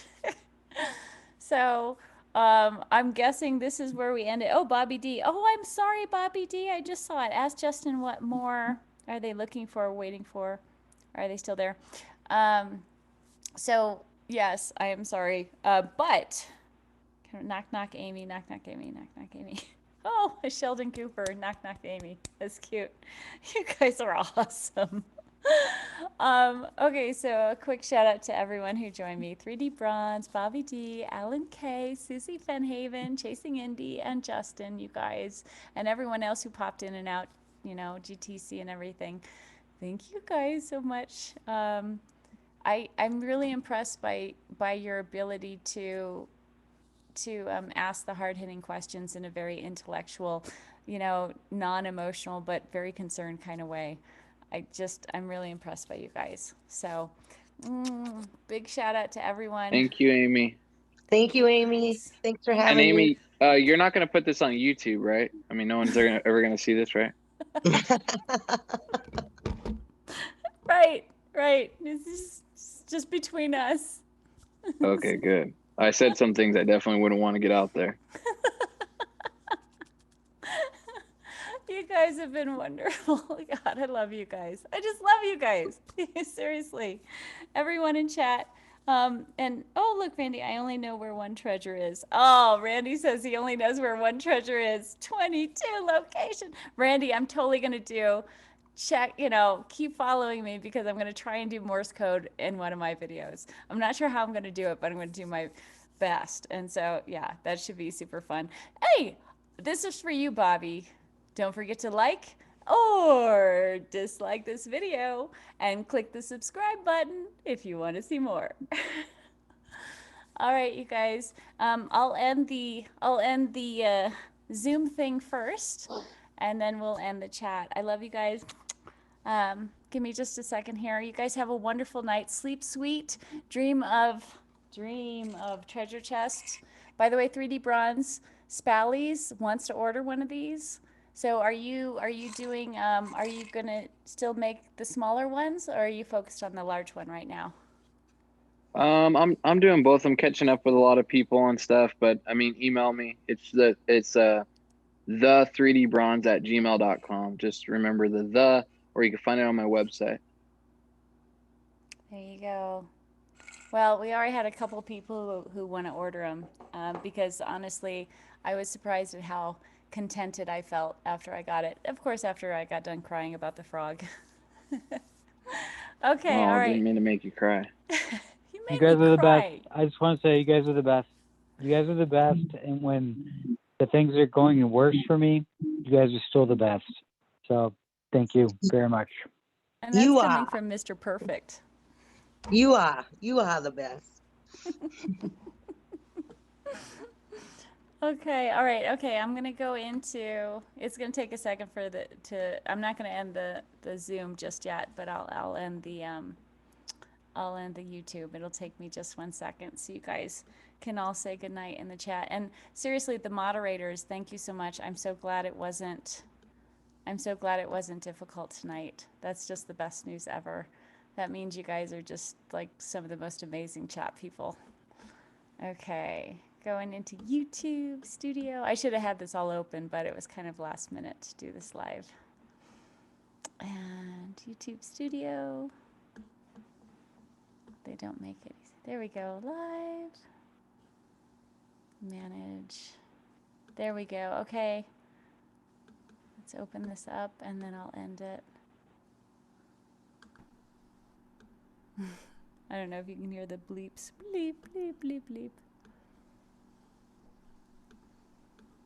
Oh my goodness, the chat is still going crazy. You guys are awesome.